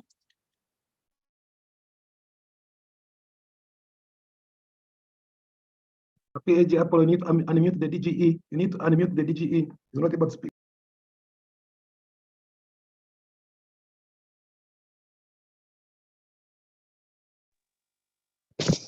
Can I speak now? George was saying something. George, are you through? Yes, I'm done, DGE. I was just sharing my contacts. They are on the chat. So thank you very much. Friends, I want to thank you so much, Apollo, our Vice District Trainer, and the Secretariat for putting up this training this morning. To you, our District Grants Chair, George Mirie, and the rest of the grants team, I salute you all. I respect you so much. Alan, the Qualifications Chair, Canon Edwin, the Stewardship Chair, Mobiru, the Country Grants Chair, and also the grants team from Tanzania, Samantha, and the rest of the team. I thank you so much. I thank our Rotractors who have participated in this training, and notably the trainers from the Rotract side. We thank you for the partnership and working with us as Rotarians. We have overshot our time, but you are all aware we started 3 minutes past 8 a.m. Today we were on time, but because of the importance of the discussion and the matter at hand, we have overshot time because as we said in the beginning, mankind is our business, service above self is our motto. And if our clubs are known to be social clubs, we have to do service projects and have impact in our communities. And that's why the discussions have been prolonged, but all in the name of serving humanity. I want to thank all of you friends who have turned up for this meeting.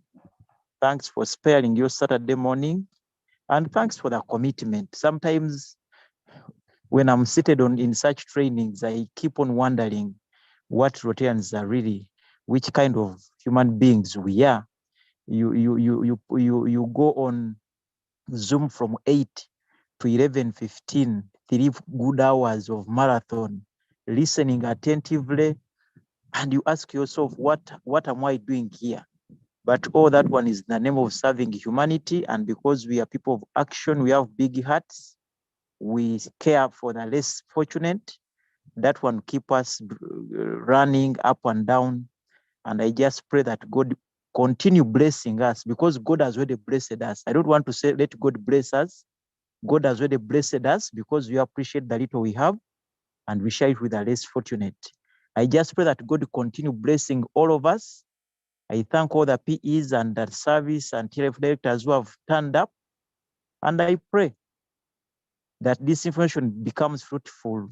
We put it into practice and we carry out impactful projects and service in this coming Rotary 2023-2024 as we create hope in the world.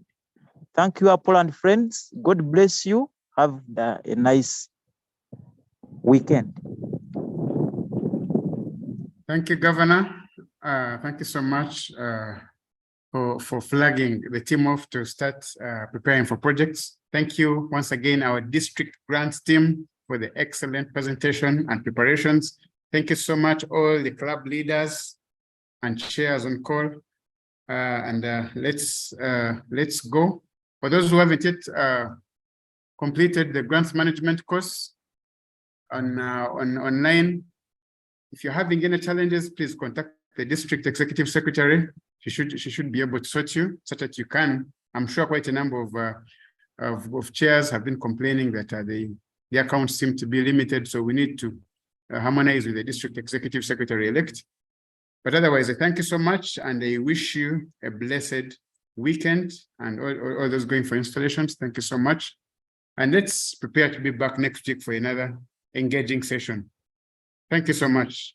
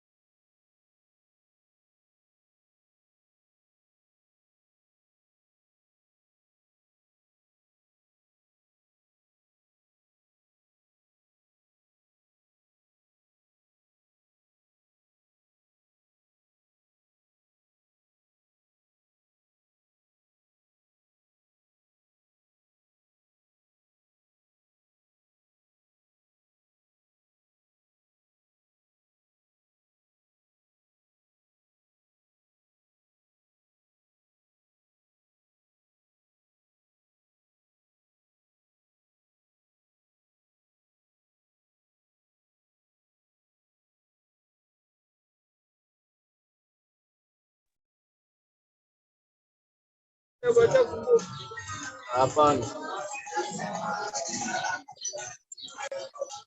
Hello.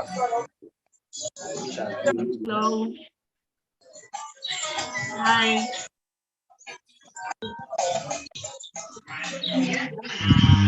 Hello. Yes, please. Yes. Good morning. Good morning, Agnes. How are you? Fine. How are you? Fine. How are you, Flavia? I'm okay. Thanks. Thank you, guys. Yeah, thank For you the too. presentation and the things I learned about the grant. Okay, thank you for the presentation.